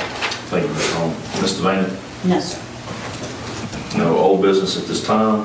Hey, one other thing, okay? You got a second?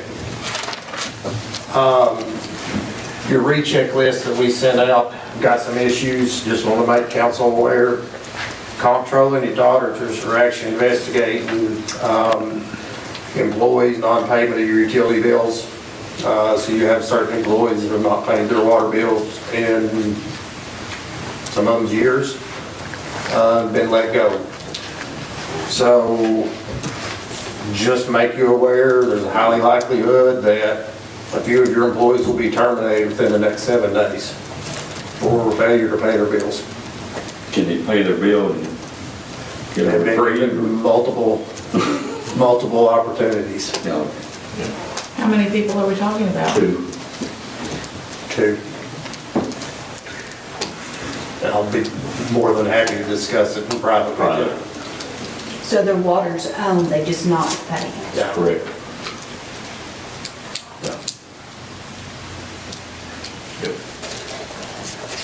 That's all I have. New business, resolution 2024-03-07, authorizing the submission of an application for fiscal year 2024 state community development block grant funds. Make the motion. Make a motion, second. I'll second. Second. Thank you, Mr. Bass and Mr. Miller. Any discussion? You all have the resolution there in front of you. When does this have to be in? Is our last CDBG. is it done? We're about to finish it out. That had to be You can't have two CDBG Yeah, it has grants to be at the same finished up time. before you can So, apply for the second. you go ahead and apply for this is 2024, you wouldn't receive this money until sometime in 2025. So, I mean, you apply CDBG every year. Yeah, 'cause we missed it 1 year for something. And we don't know exactly how much they'll grant. It'll be up to $1 million. Up to $1 million, yeah. Correct. Now, your CDBG is matching, is that right, Ron? CDBG is, I think, 50/50 matching. So you gotta watch what you do there. All right, motion second, any further discussion? Roll call, Joe? Robert Miller. Yes. Jeff Bass. Yes. Kenny Brown. Teresa Van Ness. Yes. Terry Hall. Yes. Becky Delaney. Yes. B, discussion of an emergency capital purchase, the purchase of 2 Zoeller sewer grinder pumps that are used for the Green Acres pump station. So you should have your 3 quotes here with the explanation, bottom right-hand corner. These are your grinder pumps. Obviously, it's a Green Acres pump station. You didn't have problems with one of those back in December.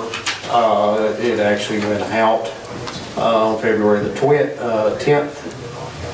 Pump number 2 has been run in manual position, and you're starting to have the same issues with that. Typically, you want to have one spare. So right now, what we do is we buy 2 new pumps for that pump station. We take one of the old pumps out, send it off to be rebuilt. If it can be rebuilt for a reasonable price, then you use that as your spare. If not, we may look here in a couple months of buying a spare for that pump station. Your low bid from Brandon Whitmore is $5,500. Ferguson Supply was $9,000, Landhill Electric was $10,132. Techco turned in a no quote.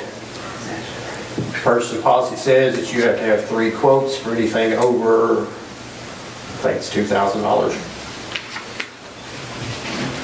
I'll make the motion that we purchase from Brandon Whitmore. Thank you, Mr. Bass. Second. Thank you, Ms. Van Hook. Any further discussion? Question. When they put that in out there, I thought that the owners of the trailer park was responsible for that all the way up to where it hit that high pressure line. It was my understanding that the city took that over. You know when? I've got a lot of documents in the office in there. 2014. There you go. 14? Yeah, they was responsible for it for a year, and then we took it over after a year. Right. We shouldn't have done that. What are these rebuilt pumps? Brand new. New. Yeah, these are new. 7.5 horsepower grinder pumps. Well, how does it one half cost the other? Cut out the middleman. Yeah. Cut out the middleman? Okay, your Straight for the supplier. suppliers here, Yeah. these are middlemen. I understand that, but you know, we bought the lowest bid for years, and sometimes they ain't that good. Well, it's the same pump. It's the exact same pump. Same pumps as all these other, these are $10,000, this is $5,000. Yeah. They give a better warranty with them, with this other. Everything's the same. Everything's the same except the price. How do they stay in business? Because ain't nobody gonna buy them at that price, are they? I don't have to get 3 quarters. Yeah, I mean, private utilities don't, you know. I mean, that's- It don't make sense. We have to do 3 quotes because we decided that was the best way to I do it. understand, but still, how do you sell a pump? That might have been a complimentary bid too, Who do you? complimentary bid. Yeah. Because see, if Ferguson Plumbing didn't have it in stock, he bid it $9,000, so he could pay Brandon Whitmore $6,000 and then sell it to us for $9,000. Right. Yeah. I mean, that's a fact. Those sound kind of small, or that we're not going to outgrow them, got more grind than we can grind. Well, there's something odd about that whole pump station out there anyway, because I mean, that's a Your 200. voltage seems messed up. It is, that's a 200 volt 3-phase pump. So I mean, I would love to go back 480 with that whole pump station, but you're looking at a whole electrical upgrade, wiring upgrade and everything. $50,000, $60,000. But again, with a lot of stuff here, I mean, that's what you've taken over now. I mean, we're having to deal with it. But we hadn't grew enough that we won't have to do something. That is actually an upsized pump from what was put in there. I think the one before was maybe like a 5 or 6 horsepower pump. So that is a slightly upsized pump. But, It's not much of a, so here, no, it's not much, but here's the thing, is, now I think I'm telling you right here, when that was taken over, there were maybe 15 to 20 trailers out there, and there's probably over 50 out there now. And they move stuff in every week, it looks like they're trying to move something in. So at some point, there'll have to be upgrades made to not only the pump station, but the piping and everything.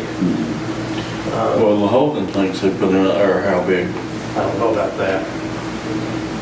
Don't know that. But you have piping that's underneath trailers.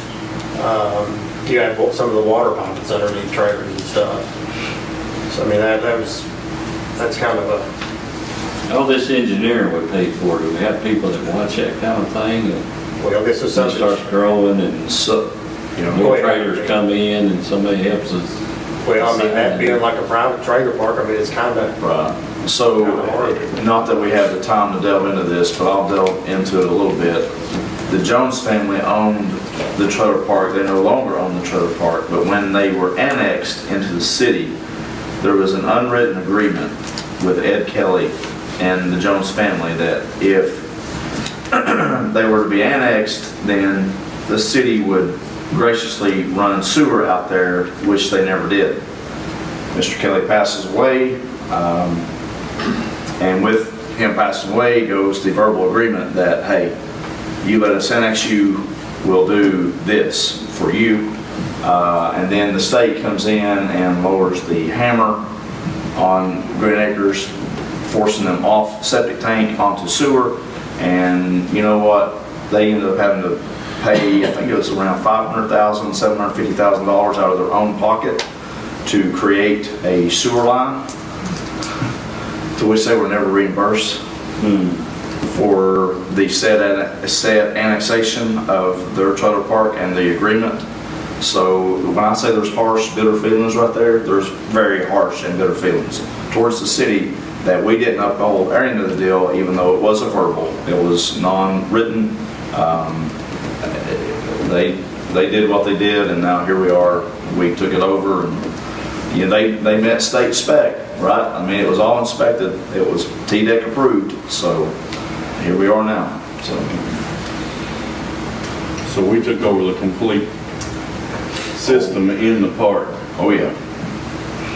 Piping up to the trailer. Yeah, and me and Corey have talked about it. Me and Jason Brumman have talked about it.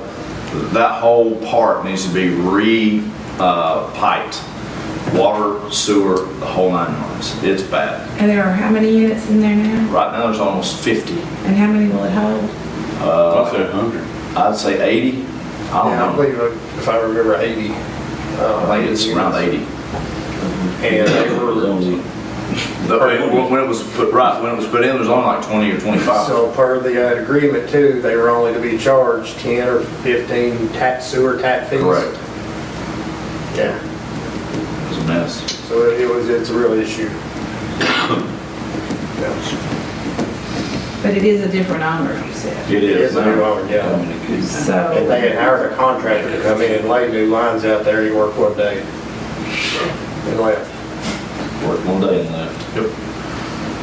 but if we're dealing with a different owner, that should put us on different footing with the new owner. Correct. Yeah, absolutely, yeah. And they're good people. Yeah. We don't have an agreement with the new owner, or No. was not a party to the original No. issue. But it sounds like we'll have to put some kind of guideline. You get so big, you're gonna have to do something. All right, so bring back in. Motion second.